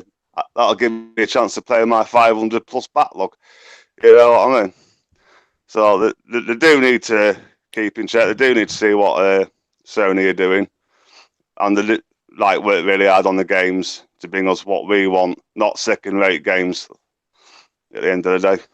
Yeah, no, I absolutely. I mean, look, the thing is this: it's a great time to be a game player. It doesn't matter what flag you fly because you're going to find something that you like. But Alan, I want to go to you. Listen, you yourself have been critical on Microsoft and some of their moves. We obviously know that they were handicapped in regards with budgets. That has been a confirmed fact. Outside of Phil Spencer coming out and writing a book and saying, "Yeah, the human roadblock is no longer here. I'm sitting at the big boys table and I'm spending money," because obviously they did that and they showed us that they were serious about it during E3. Do you think that given the proper time, developers that they're now putting into that are now going to be considered their first party, like, AAA developers, if given the time, can they succeed in the next generation and just not, I hate to use the word copy, but follow a blueprint that Sony has done this generation? It's worked and it's made them a ton of money and it's got them fandomship everywhere. There's a reason why it's 2-1. What is your take on this? Yeah, I think these studios that they've acquired are going to help Microsoft a lot. They've had a lot more luck and success with their first-party internally developed games than they have with second-party games like, say, Quantum Break and stuff. And that's not to disregard those games. I think they're very good games, but they just haven't had the amount of luck they wanted with them. And I think with first-party games, they can really, they can really deliver exactly what they want. The issue with working like a developer, like, say, Platinum Games and Scalebound, you're outsourcing work to a studio located the other side of the world in Japan, and they have their vision for it, and Microsoft has their vision for it. Like, at the end of the day, Microsoft are the ones paying them to execute the project the way they want it, and they're not doing it properly, and then the game has a lot of issues, and there's no hope inside for it, and you had to can it. The second party, they've had issues with it. Crackdown is another game that's developed by a non-Microsoft owned studio. Yep. They've been having problems getting that up. It's getting there though. It's making progress. The only second party team they really, really, really had a lot of success with was Playground Games, and they've now acquired them. They're now first party. Thank God for that. Thank God for that. Yeah, no, all the studios they bought are great additions to Microsoft. And, when I look back this generation, if it wasn't for Turn 10 and Playground releasing Forza Motorsport and Horizon every year, where the hell would we be in terms of exclusives? We wouldn't have a new exclusive coming out this year, like this fall. Yes, there would literally be nothing. There would literally be nothing. There would be nothing. And to be honest, the last big AAA exclusive that, to me at least, that Xbox has released has been Gears of War 4 and Forza Horizon 3. Those have been the biggest ones. Those have been the biggest ones. Yeah, it's been a bit of a drought for sure. Yeah, you had Forza 7, which was a great track racer, came out last year, but it obviously doesn't appeal to everyone the way Horizon does for a specific audience. But this year, Horizon 4, I personally think it will become their new highest rated exclusive on Metacritic. I think it might be the highest rated exclusive of the year. I think Horizon 4 will do exceptionally well for them. And for this year, it is probably the only exclusive they need, especially when you consider how packed this fall is. You don't want to be dropping a lot of exclusives this year. Get your game out that will do well, and that is a high-quality product. People will buy it. People will play it on Game Pass. They've had more pre-orders on Horizon 4 than they did on Horizon 3. It's crazy. And that's what people knowing it's on Game Pass. Yes. You know what I mean? So they have over 9 million players on Horizon 3. And that stat was revealed in June. It's probably crossed the 10 million mark by now. And like with Horizon 4 and pre-orders being better than 3, and it coming to Game Pass and whatnot, the game is going to do very well. It is the only exclusive they need this year. And then if Crackdown 3 does deliver on the quality we want in February, that is actually pretty good for Microsoft. That does put them in a good place. It gives a really good impression leading into 2019. Do you know what I mean? Because you had Horizon 4, great game, Crackdown 3, great game, hopefully a great game, both in Game Pass. That would put them in a good position. And knowing that they have these 5 studios they've just acquired, they're all working on great projects. Playground, you got one team who's still going to be focused on Horizon. You got another team who's working on their new game, which we believe is Fable. Yep. When you consider all of that, it does make you very positive. When you think about Microsoft, makes you very positive going into next generation. I feel like these projects are mostly going to be next generation games, but yeah, like I'm excited. I'm excited to see what's in store. And as I said, you know, if it wasn't for that Playground team, especially, we would be in a very weird place when it comes to Xbox One. They would be in big trouble, simply because we all thought, including myself, thought we were going to get Ashen and Below this fall, and it turns out they have not been speaking about it. So I don't know when those games are coming out. I will say, though, considering how packed this fall is, better to leave them until 2019. Yeah, well, I mean, at this point, I feel like 2019 is just as packed.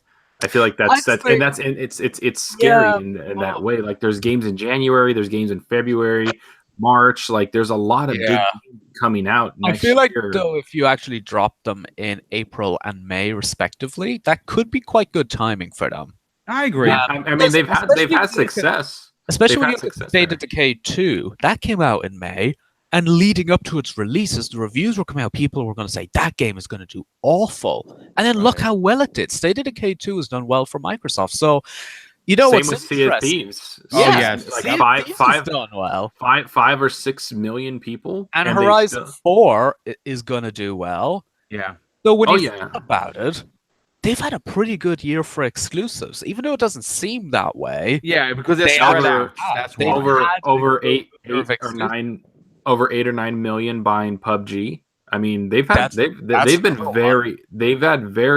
see, it's not that we're hating on the exclusives. We're just, I think like Crackdown 3 is going to be just as fun as Spider-Man to me. I absolutely agree, dude. I cannot wait for that. I'm a huge Crackdown fan. I loved the first one. So I'm just sitting here going, man, this is going to be just as fun. And you know the colors are going to pop. The game looked a lot better than when they showed last year. So it's just, yeah. No, I'm really excited to see what they do with Crackdown 3. But I am curious though, after Crackdown 3 does come out, and let's just say Crackdown 4, for example, are they going to give that project one of their newly acquired internal studios? Are they going to keep it outsourced? No, I think they're done with the outsourcing. Yep. I think they're done with the outsourcing. I mean, if you looked at what happened with Scalebound, if you look at what happened with Crackdown 3, and just every time they've outsourced a game, it's been a headache for Microsoft. It's been a disaster because they can't sell they can't share the full breadth of their resources with these people. Absolutely. You could say that Horizon was an outsourced project, but at the same time, it did have the guidance of Turn 10. Yeah, and that's the only second party and that was to me the biggest buy on E3. That was the biggest announcement that they got Playground. That was the biggest one by far. That was a relief because there was some worries that someone else could snatch them up. And they've talked about, and this is the thing that I love about Playground games, and this is why they're basically one of my favorite developer, if not my favorite developer at Xbox, is that they've said, and they've wholeheartedly said, that they want to be the best video game developers in the world. Yeah. They have high aspirations, they have high goals, and I love that about them. They're humble, but they're not. They're very cocky. They deliver quality products every 2 years. Like the fact they're able to bring up these games every 2 years is pretty it's pretty incredible. And you know what they're able to do as well. Like you look at even like some of the Xbox One X games. And some of the games that do performance modes, they often struggle to hit 60. They tend to kind of go down to kind of 50-ish, and they kind of hang around there a lot. Well, Horizon 4 and that 60 mode, it's locked to 60. You're not dropping that 60. You're playing in the 4K mode, it's locked to 30. You're not dropping that 30. That's bananas. It's great. It's great. And like programming. they just see the hardware and they know how to take advantage of it. They did the same thing as well with the 360 with the first Horizon. They did it again with the Xbox One with Horizon 2, and they did it with Horizon 3 on the One S for HDR, and they're back at it again with Horizon 4 on the One X. That's what Xbox needs to do, is that these developers have had years to perfect the Xbox system. Yeah. Playground has sat there and been in this ecosystem and has worked with the code and has worked with DX12. It's just sat there and worked with it for years. That's what Xbox needs to do. They need to give their developers time to make one game, see how it goes, and then really spring out like kind of Naughty Dog did with Uncharted 2. Yep. And the way Forza, like they just need to give their developers, like we're talking about this whole topic, time and money. Just need to give them time. And I think they're willing to do that. I think Microsoft has shown that they're willing to have the patience to wait for these projects. They're putting the money into them. They're acquiring great studios. Like, they are actually in a good spot. And, Game Pass does set them up really well for the future going into next generation. Absolutely. Same thing with Xbox All Access as well. And at the end of the day, you're going to have a lot of third-party games launching this year. All of them are going to play better on One X, and then you're going to have what could easily be the highest-rated exclusive of the year with Horizon 4. Like, think about it. Horizon 3 got 91 on Metacritic. I think this is going to sit go up from here. Do you know what I mean? I'm thinking somewhere in between 93 and 95, to be honest, based on what we've played. It has to. Like, I'll be honest, people. If you think that Xbox is not going to come swinging with good exclusives, and if you think they haven't learned, I played the demo a little bit of Forza when it changed the seasons, and then I turned it off because I didn't want to be spoiled anymore.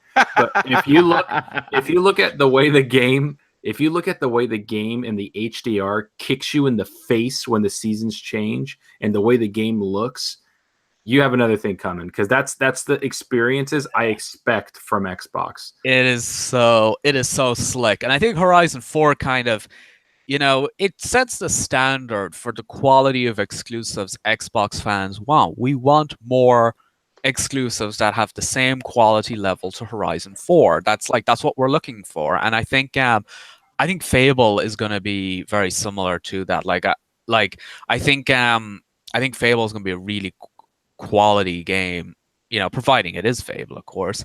But, as long as it follows in the footsteps of Horizon 4, I think it's going to be a really, really special game. I think they're going to get a lot of money. I think Microsoft trusts them as a developer. Oh, yes, there's no doubt about it. Listen, we have to go. We have to just. Sorry. No. Listen, this is a conversational podcast. We're going to talk about Jordan. I know he's been chomping at the bit to talk about this. Listen, Spider-Man is a winner, right? It's selling more than God of War. They were given complete carte blanche. Sony put the money into back in this game in regards to making the exclusive system and the marketing, and Insomniac was given all the time that they needed. Do you think that with Microsoft seeing the success this generation, should they basically mimic what Sony is doing? And do you think that they are now in the driver's seat for next gen? Absolutely. I feel like, as I was hearing you guys speak earlier, and I was, we've been talking about the release windows and how stacked this fall is going to be, at least this second half of the year is going to be, and how stacked the first half of next year is going to be as well. It is so crazy to think that, Microsoft really needs to get on the ball. And we already say this, well knowing that they already have acquired a good amount of studios, and we already talked about also giving them the time they need and deserve, because look at what Playground has done already. They've, just like you mentioned earlier, they've embedded themselves into this system, and they know how to work out its kinks. They know how to get the most power out of it. Also, like, I remember in the PS3 generation for The Last of Us, when I saw Last of Us, I was blown away. Oh, yeah. Every time I see, when I saw Gears of War for the first time with HDR, it was insane to me. I could not believe my eyes, and I feel like Microsoft, besides the showcase of graphics and engineering and everything of that, getting the most out of the console, they need these exclusives to be to be good quality. We all need to give them time. And I know people will get mad and say, "Oh, 4 to 5 years, it's gonna be a while. It's gonna be a while." But hey, listen, look at how good Spider-Man turned out to be for Sony. It is an incredible game. It's been getting high ratings left and right.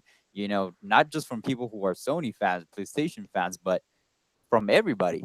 I'm mostly an Xbox centric person, but that doesn't go anywhere near the fact that I do not love Spider-Man. I love Marvel. I love comics in general. I do not think it's better than Batman Arkham, for the record, but I do think it is a great game, and I feel like when we're talking about all these release windows, it's crazy to think that you would know to not release a game during all of these multi-plats. Red Dead, Call of Duty, all of these big ones that we have this second half of the year. But when you have a game like Spider-Man, something of quality from a quality developer, you know what you're getting and it's going to sell regardless. I feel like you should be a developer that is great and you should not have to worry about whoever releases a game next to you. Because if your game is great and you put out good content and a good quality product, people will buy it. People will Yep. divert to that and they will see, look,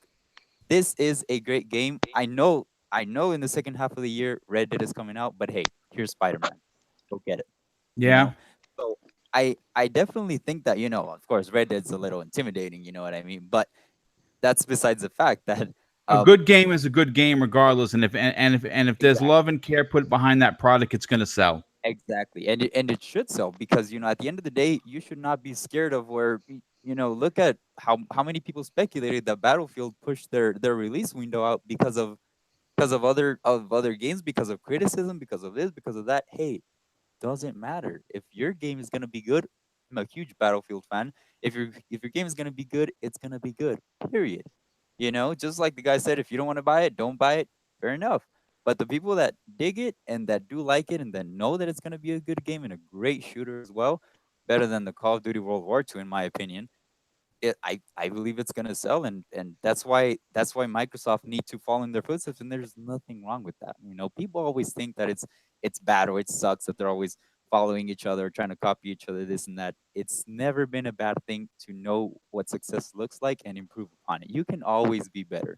That's why Apple's such a big company. They see things, they don't make them right away, they just perfect on them, they improve upon them. So all of these things are all of these things are super super important because I feel like Microsoft sees Sony and they see the success that they're having with Spider-Man and they think and they know, listen, we acquired all these studios, trust us, give us time. I'm not going to give the good old reliable joke of wait till next E3, but you're going to have to wait a couple of E3 so you can get some good information, some good teasers as well. I'm waiting for a Halo teaser. The next Gears 5 looks absolutely amazing. So all of these things we need to give time to, man. But I feel like they're already starting to get on the ball for this. Yeah, well, dude, well said. I could not have said it any better. I'm going to segue into the next topic, and it actually involves both the PlayStation 5 and the next Xbox. AMD is teasing that PlayStation and the next Xbox consoles are going to have a certain secret source. Now, this article I pulled from Polygon, and speaking with Jim Cramer about AMD's gaming efforts, Lisa Su said, "We're working with Sony and Microsoft on consoles. They both have their specific secret source that we're helping them with." Now, she continues with, "People need more computing horsepower. Just think about the old game days, double-digit growth. Whether you're talking about game consoles or you're talking about PC gaming or you're talking about cloud gaming, all of these markets like higher computer power, and they need them. And that's a great place for us to be." So AMD is confirmed to be working with both Microsoft and Sony. Now, the question that I have for the chat, and of course, my esteemed panel members, and I'll go to you, Zolker, first on this one. When they say secret source, obviously the consoles are probably going to be somewhat comparable, but do you see the leaps and bounds in graphics being that much more than what we're playing right now in this generation? If we're talking AMD, we're talking about processing power. Yes. And I will not say that it's going to be more emphasized in graphics. I'm going to say it's going to be more emphasized in the world and the AI and the processing power it takes to make a world feel alive. Like, that's what they're talking about. And then not to mention particles, everything around it. You can have destructible environments, different types of what they call secret sauce that's what's going to blow our minds. We're going to be living in a world. We're saying that that AI was going to be a huge focus point for them, because they said that it could get some pretty nice advancements for AI in any game, really. Well, not just AI. You just got to think about like how many NPCs can be on the screen at one time, and doing that's like when you saw doing different things. When we walked in, when they showed the demo of Cyberpunk and they walked out into the world, that was amazing, right? Imagine even more and how crazy it can be and where they can take it. Because right now the 360 era, the PS3 era, especially the 360, it was very balanced. The CPU was very balanced with the GPU.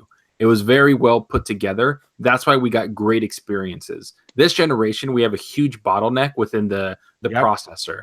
And that's what's causing games to be not as innovative, as so to speak, or just lively as we would like the Unity. When Assassin's Creed Unity came out, remember how laggy it was because of all the NPCs? Yes. And they had to patch it later. That kind of stuff needs to be put in the rearview mirror. That needs to be gone. The processing power should have a great balance with the GPU next generation. That's what the secret sauce is. And that's what they're going to try to accomplish, is bring everything together where the graphics in the world are matching together. Because if you have great graphics and then you look around the world and it's like empty, cool. Right. I see an empty street. Sounds great, guy. I can't wait to play that. It doesn't sound fun. But if you have great graphics with great NPCs and a world that's alive, that's the recipe, the secret sauce to success within gaming is the immersion. And that's what, to me, the biggest fear I had with Spider-Man was, man, this game looks amazing. The swinging is really fast. Is the world going to seem empty? And it didn't. Insomniac knocked it out of the park with making the New York City feel alive and lived in. That's what we're going to be heading towards to a next generation. It's going to be, our minds are going to be blown of how well, if they execute it, of course, how well the NPCs in the worlds can be, and then the destructible environment and everything put together is going to be with these exclusives and just the third-party development, everything. But we're going to have to wait about a year or two after the system's launch to really see that come to fruition. Oh, yeah. I mean, that makes perfect sense, because, when a system launches, they have to have years working with a particular OS to kind of really get into that nooks and cranny and be able to say, okay, the limit is all the way over there. Let's keep making it till we hit it. And then when they just about hit it, can we go further? That's something I think they're going to have to do with, in my theory, I think that's something that PlayStation is going to have a bit of a learning curve more, because they're going to change. They're going to try to keep their stuff, I think, forward compatible and backward compatible, because they have to compete, because competition breeds just greatness for us in general. Right. But I think Xbox developers are not going to have that big of a jump because of the way they've really changed. Phil Spencer said it. We needed to get our software and our hardware down pat for the next 10, 15 years, whatever. And then he's like, now it's time for the games. And he got the software down. And I think when we go to next generation, I think it's going to be an easy transition for developers going to the next Xbox. That's what I think that's what they were trying to aim for, where there's not this lull period. Because when 2013 came and these consoles launched, we, be honest, both systems had a lull period for about 2.5 years. Sure, they did. Yeah, a lot of HD remasters. Yeah, a lot of HD remasters. The games weren't as, it wasn't a big leap. We were just kind of like, oh, that's kind of cool. But I think it's not going to be like that on Xbox. I think they're going to have the software and the API and the SDK ready for the developers to just jump right in.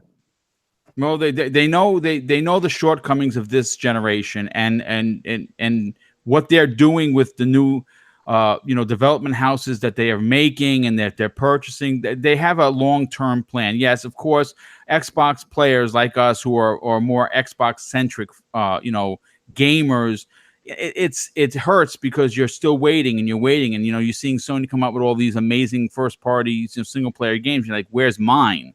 But that's why I say you be a multi. Yeah. But that's why you own multiple consoles if you can afford it, because gaming's expensive. But it's going to be good. And that's why, Microsoft, first and foremost, Microsoft is a software and server company, but they are a software company. Use that they're going to use that to their strength and make it easy for developers to make games on their system, because it wasn't easy to make games on the Xbox One, the original one. Now you hear developers saying, well, we ported our game in a week and a half. It's that easy, or like a day. That's what they're going to do. They're going to use that to their advantage. They said the full breadth of the Microsoft resources, and that is software, people. Yes. Well, look, again, you knocked it out of the park, dude. I could not have asked for a better answer, dude. Really, you hit on all the points. Daz, I want to go to you, dude. Listen, AMD is going to be working with the PlayStation 5 and Xbox 2, whatever that's going to be called. Their secret sauce that's going into these systems. I know what secret sauce you're thinking, but it's not that. No, I'm not called Primal or the indie gamer. But do you think that this is good news for the next generation that we're going to get? Because obviously I think what most gamers want is they want a higher standard, and I think what everyone is asking for is 4K 60. Now, I'm not sure if we're going to get that initially, because there is like Zolka was saying, there's going to be a huge learning curve with every new piece of hardware. But do you think that gaming is just what we see now is just going to be even better in the future? Yeah, well, it's always going to get better as time goes by. But yeah, this secret sauce business, it's a good thing. End of the day, technology does change on a daily basis, but what Sony and Microsoft and AMD will be working on is a technology that cannot be changed instantly, if you know what I mean. You can't say if PS4 comes out with a better processor and they get wind of it, or Microsoft get wind of it, they can't say, stop, we've got to change the processor. It's like it was said on another podcast last night.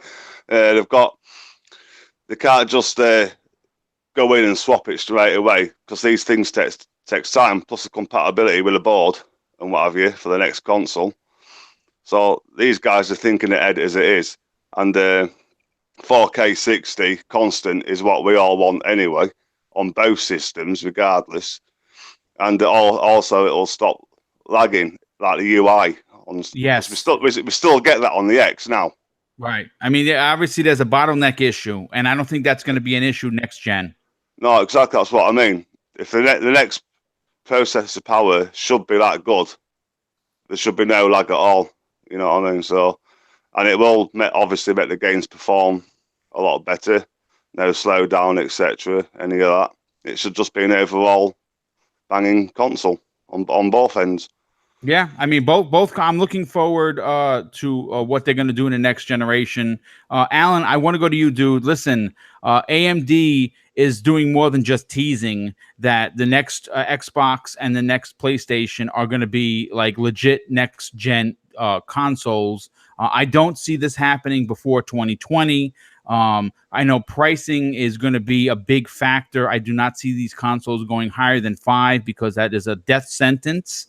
But do you think that they're going to come out in equal in power, or do you think that one may just edge out the other? What is your take on this? Well, Microsoft has kind of made it clear that they want to always be the world's most powerful console, and they don't plan on changing that. So I feel like Microsoft will have the more powerful system.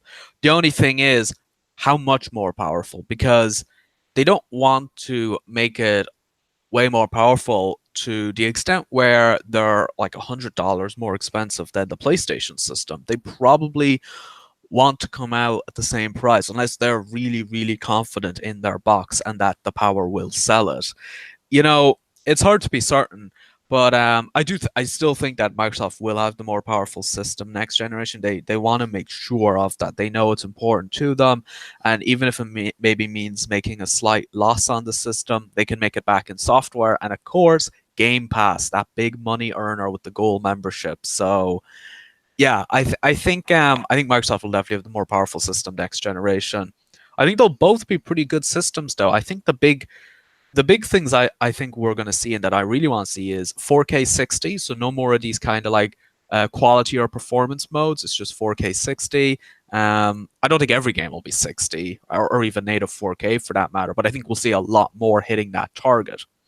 The other thing I'd like to see is also just improved texture quality, more assets built with 4K TVs in mind. I think those are the things we'll probably see moving on to next generation, with also more kind of richer, denser, and more live worlds. Yeah, absolutely. Listen, I have to address something in the chat. I don't know who this insult generator is. Listen, dude, I'm going to say this, okay? I have moderators working thanks to Red 67 and, of course, the UK Dazarus.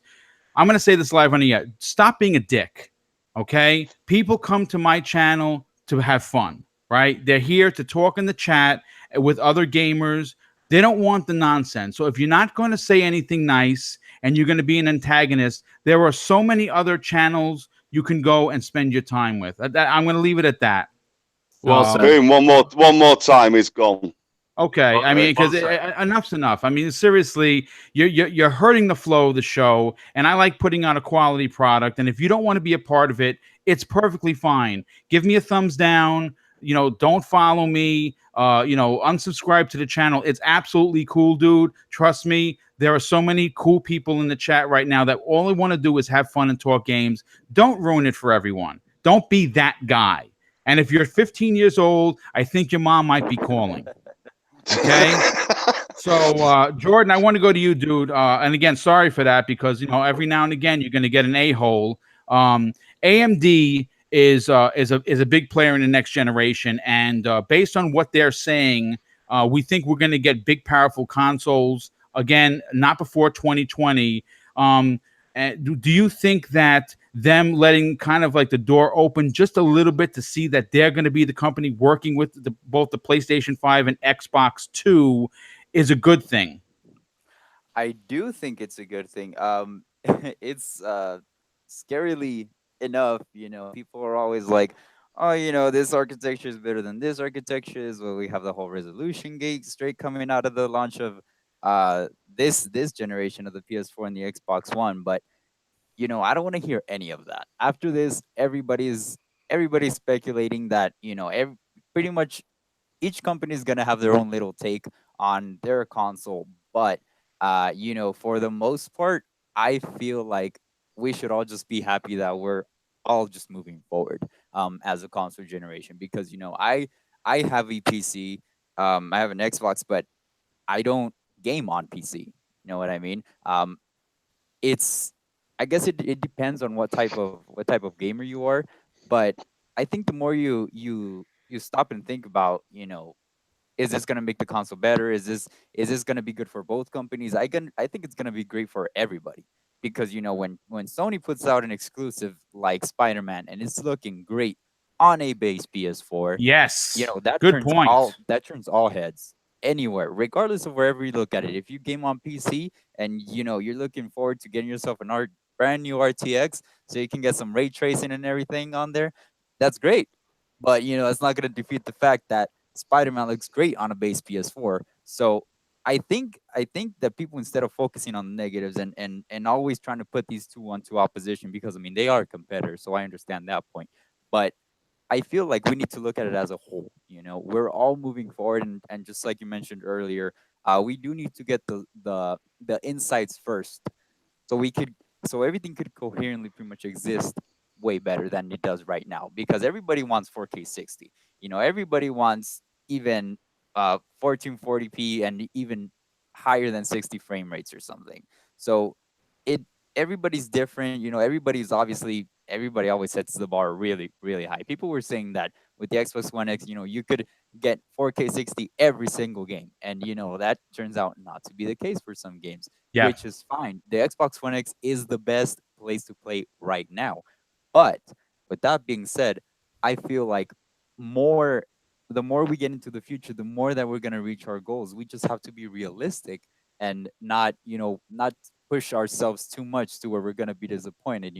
For sure, for a fact, I would love to think that we don't get any problems, any bumps with any of the consoles in the new generation, because we got Cyberpunk, we got a brand new stack of games coming up for next gen. Last of Us 2, I'm sure that's a PS5 game as well. All of these games are going to be great experiences, but we do not want to stress them out more than they already are.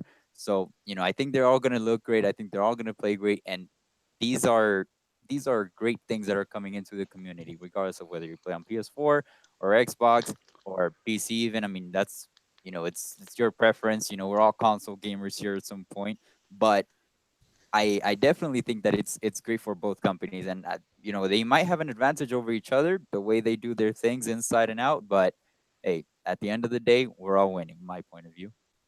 Oh, dude, again, perfect, well said point. Yes, gamers win, especially if you're a multi-plat supporter or a multi-console supporter. You have the ability to play anything, anytime you want, and that, of course, goes for the exclusives. We're going to move on to the last topic now. Obviously, I've put out right on my sleeve that I'm an older gamer, and I do have a lot of older gamers that follow me, like Red67 and Jago, obviously UK Dazarus, Jay Williams, the graphic god, and there are a few others. And this last story just makes me smile, literally from ear to ear. And I think Jago is going to really appreciate this.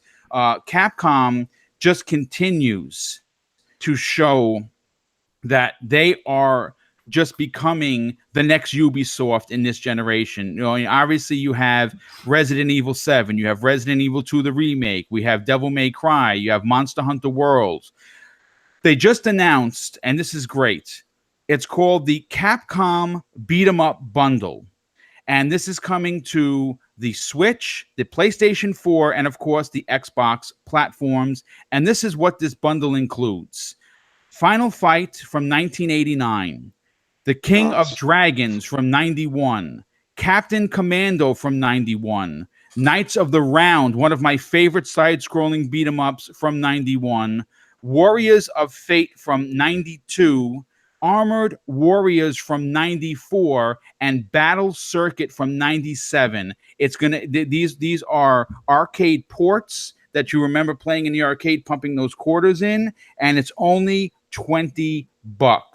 Now, listen, the side-scrolling genre is something that I personally is starting to see make a big comeback, and that's all due to games like Raging Justice.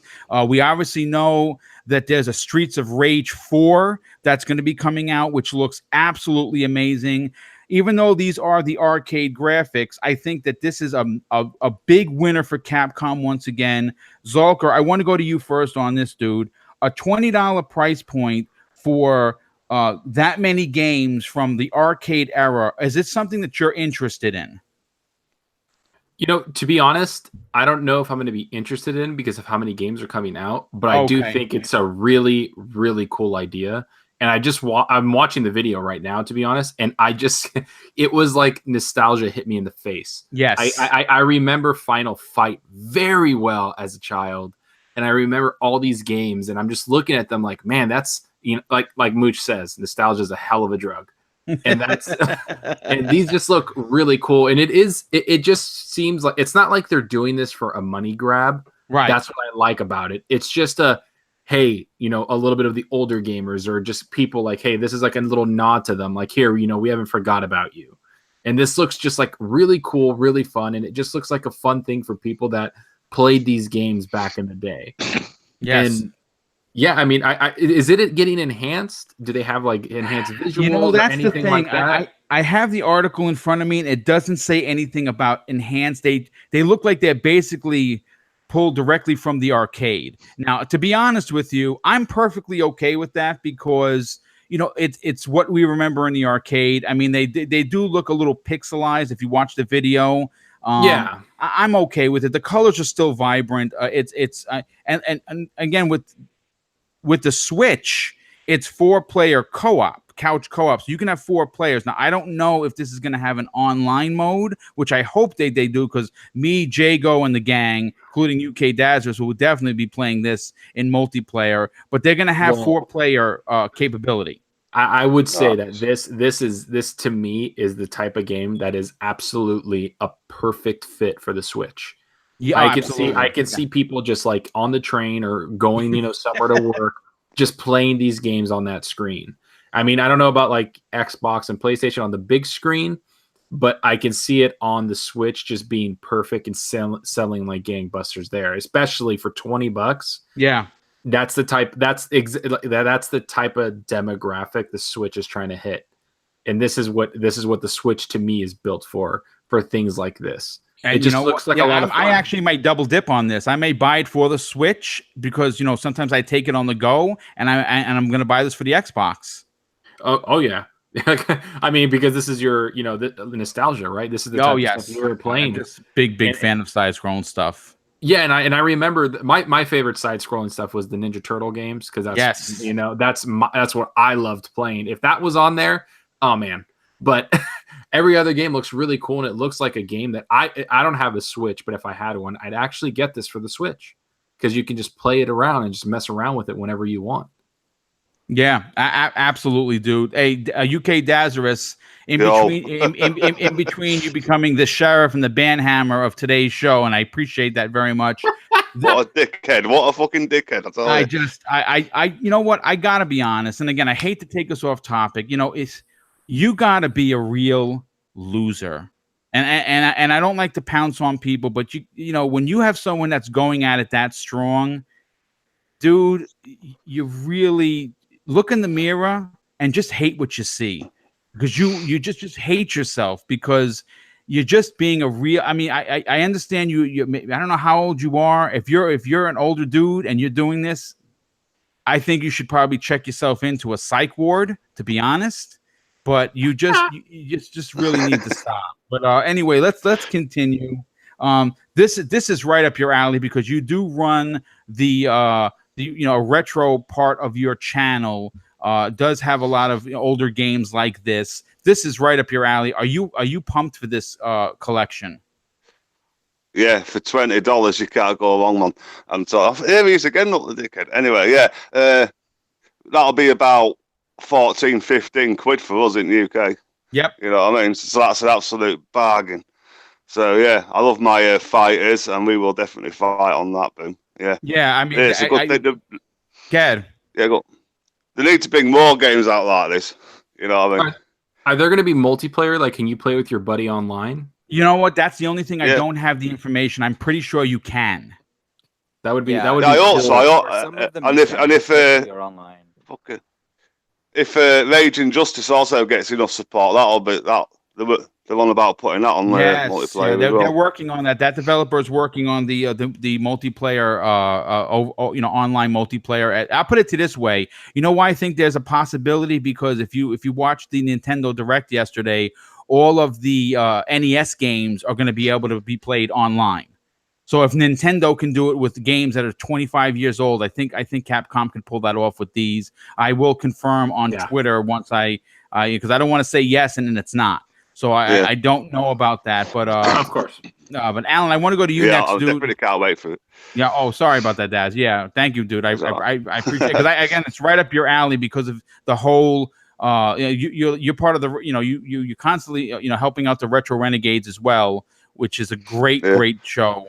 We all have to remember where we came from, and these games definitely remind you of the yesteryears of the arcades, which is fantastic. Alan, I want to go to you, dude. I know that you're a little younger than certainly me for sure. But does this mark the exclamation point of Capcom's comeback in this generation? Yeah, it's actually funny because I believe it was also the last time I was on this show. We also spoke about Capcom and the recovery they've actually been making this generation. It is pretty incredible to see because You know, I'm not like a huge fan of a lot of their franchises, but some of the older Resident Evil games are just phenomenal. And seeing what they're doing, for example, Resident Evil 2, like that fan service there is amazing. So to see them kind of going back to some of their older games, some of their classics, going back to the arcade days, whatever it may be, and just kind of bringing that back today is, I think it's good fan service. I think that they're doing a much better job of listening to their core fans, and rather than trying to like appeal to everyone per se, they're kind of they're giving their hardcore players what they want, and I think that's really nice to see. I think as well, like it does set them up quite well for going into, say, like even like a new console generation and stuff like that. It gets them, you know you want your fans to support you. You want your fans to be happy, and I think they're actually on the right path with that. And that's really nice to see. No, definitely. A quick shout out to Big 9000. He says Konami should follow suit. They had a tremendous amount of great arcade games, dude. Great point. I mean, Yes, absolutely. That's something they good. should do. And Well- speaking of Konami, that is one publisher as well whose fans, are not happy with them. They're Right. not happy with them, so they need to do some fan service. Between what happened with Metal Gear Solid and with other things with Konami, it's like, and then they're saying that they'd rather focus, I think, on mobile gaming and stuff. Yeah. Konami, for me personally, at this stage, they're a bit of a lost cause. I agree. I just think that listen, if you put out a compilation similar to this and you add Contra and you add, some of their, you add a Castlevania in there and you add some of their other classic, Ghouls and Ghosts. Ghouls and Ghosts is a great one. They had a tremendous amount of awesome side-scrolling shooters. They would make a mint. This is to me, this is Capcom once again proving that people will. $20 for this amount of games is so worth it. And there's so many. You got to remember, when we were growing up, and I say we because I'm talking to the older generation that's in the chat right now. Gaming was for kids. It was for us. It was for kids. It was looked at as a kids thing. Now in 2018, there are 30 and 40-year-olds that are into the hobby just as much as a 15-year-old. So this is a great way to appeal to the older gamers. And at $20, again, you can't beat it. Jordan, last but not least, once again, I know that you're a little younger, but does this compilation of games interest you? And would you drop $20 on that many titles? I actually would. I grew up with a lot of arcades around me.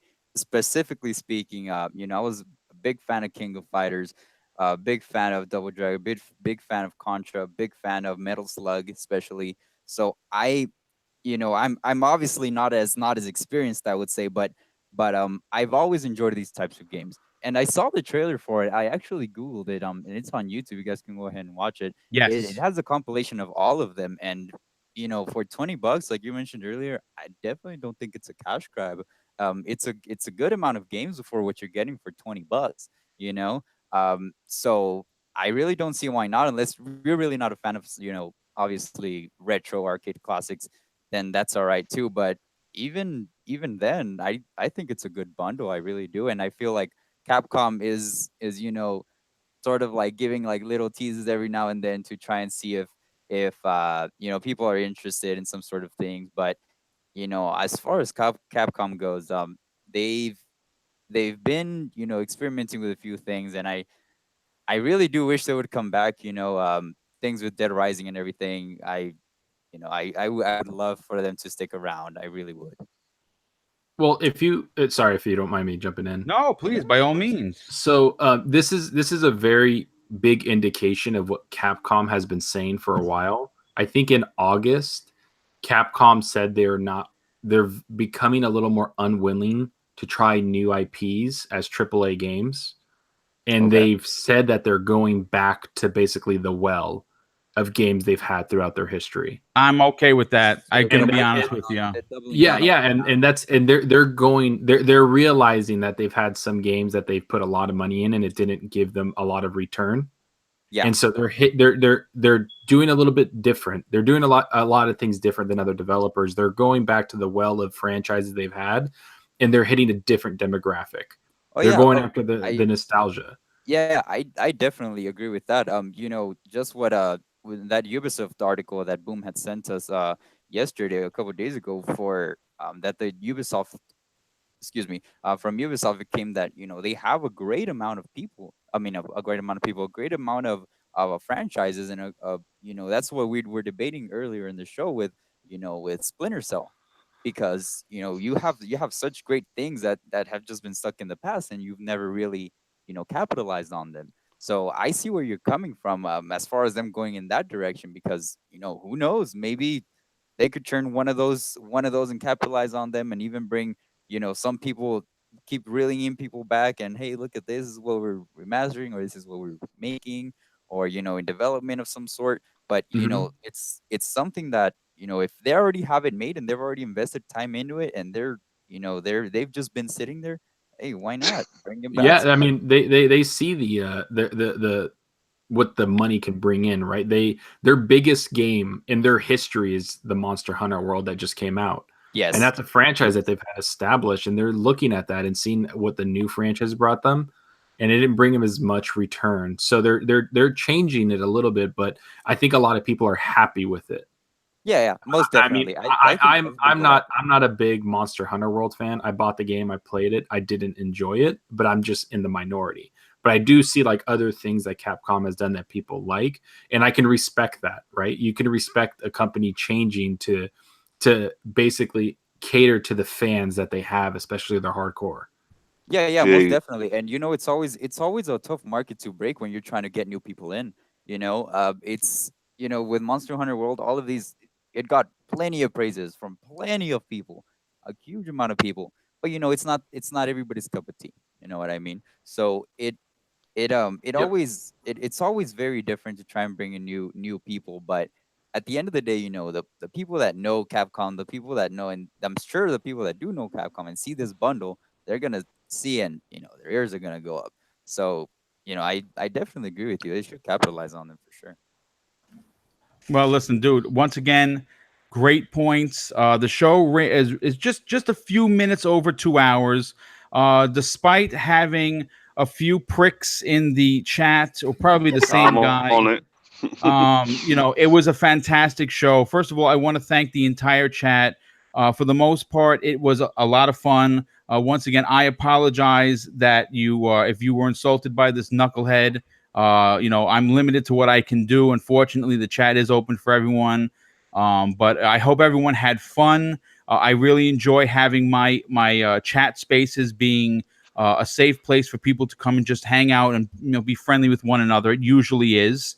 I have to thank my unbelievable amount panel. I mean, you guys just were so fantastic today. So we're gonna go into the outros.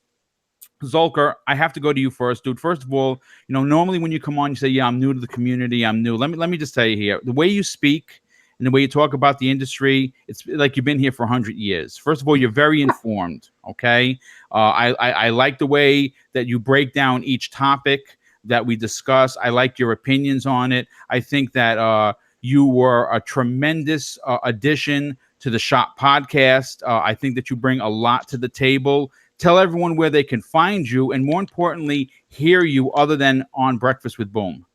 Thanks, man. Thank you. Honestly, that was very nice of you. And yeah, you could see me on the Shop podcast every Saturday with PTK. They're awesome. Yeah, They're great honestly guys, just man. great, nice people. Like honestly, the nicest people you'll meet. I also have Twitter at Shocked87. You can find me there. I say some funny things. I talk to a bunch of people, and you can go to my YouTube channel, which is Zolker87. You can just type it in the chat or in the search, and you'll find me. I haven't put a video up in a little bit. Work became hectic as hell the last week and a half. I literally couldn't even play Spider-Man until about Monday or Tuesday night. Wow. Like Wow. I bought the new PS4 and then I worked like 45 hours over the weekend. I was like sitting there looking at it like, no, but you could find me there. And yeah, I love the community. Boom, you're awesome. Everybody's been super great. And I really enjoy talking games. And I really, one of the big things I want to do is I want to keep people informed, and I want to not lie to them, and I want to keep them entertained at the same time. But honestly, keeping people informed about what's happening in the gaming community and what I think is what I find to be the most gratifying thing when I do this. And thank you for having me on. Your show is top notch. You take it very seriously. The quality is great, and don't worry about anybody trying to ruin it. Trust me, your show exceeds and eclipses them, and it's just so much fun to be on. And thank you. Oh well, dude, that's really nice of you to say. Thank you very much. It's trust me, it's greatly appreciated. I like putting out a quality product because I respect other people's time. You know, people are in the chat for over 2 hours. That's asking a lot, and I definitely appreciate that. UK Dazarus, first of all, once again, we have become more than friends. We're brothers. You are one of my favorite people on YouTube. You're one of my favorite personalities. I think you do so much for this community. It cannot be understated how important you are to a lot of shows. Your moderation, obviously, I gave you the name moderator of the universe, and it's the absolute truth. You proved your worth once again today by taking out that very big ban hammer that you have. So thank you for that. But more importantly, your channel is dope, dude. I mean, I really like what this. You're a big Forza guy. You put out all these challenge videos. You're constantly doing retro arcade gaming, which a lot of us totally dig. And I'm absolutely expecting you to do a video on the Capcom collection. Tell everyone where they could follow you on Twitter, and of course, go and sub your YouTube channel. Yeah, cheers, Boom. Awesome. I've had my fucking hands full today in chat. You know what I mean? Yeah, you can find me on YouTube. Just click on the avatar in the chat, or find me at UK Dazarus. Same on Twitter. Yeah, I do my Retro Tuesday on a Tuesday, believe it or not. I'm also on the Retro Renegades on Tuesday night. I'm on the WDFC podcast, who the fuck cares, on a Thursday. And there may be a Dazcast next week. Nice. Very nice. Yes, just a one-off. But Okay. I've got a few things to say. So. Oh, well, good. You know what? The world is a better place once the Dazcast is scheduled to release. So I'll be looking forward to that. Maybe even possibly stopping by to say hello. Absolutely, man. Absolutely. So, okay, Alan, I want to go to you, dude. Listen, I want to first thank you for being here. You are, like I said in the opening, I really am a big fan of yours. I love your website. I think that the passion that you put in behind Forza is literally second to none. Sorry, Daz, and just this guy, he has a website and everything. I'm sorry, I had to say it. First the worst, second the best. But Alan, having you on today's show was big because obviously the first half-hour block was all about Forza, and it just so happens that the demo dropped this week, so it literally worked out perfectly. Tell everyone where they can go and follow you on Twitter. Now that you got that squared away, so that's always good. And where they can go to read your work, because I think it's worth. Everyone should take a look at it. Yeah, absolutely. Well, first of all, thank you so much. Like, that's a really nice thing to say. And secondly, what a fantastic show. I think we had a great show. The timing was perfect with the previews and the demo hitting this week.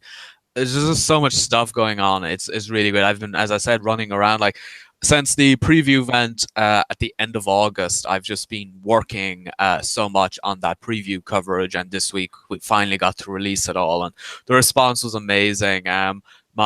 The tweet I put out actually for the Horizon 4 preview nearly had 500 likes. It's about 470 or something at the moment. So really happy with that. And also put out an interview with Ralph Fulton, the creative director, and all that content. I tweeted all out on my account at BeetleComet. You can find me on Twitter, Instagram, Xbox Live under that name. And the website for all the Forza and racing game content is fullthrottlemedia.co.uk. Nice. Well, listen, get out there, check out his work. Like I said, if you want to know anything about Forza, this is the site and the dude to listen and watch for.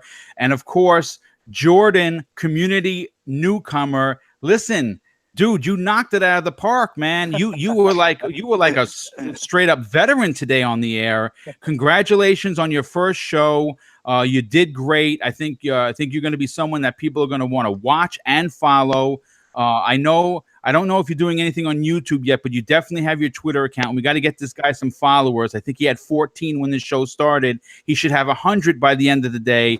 Get out, follow this kid. He's very knowledgeable. It's not going to be the last time you see him on Breakfast with Boom.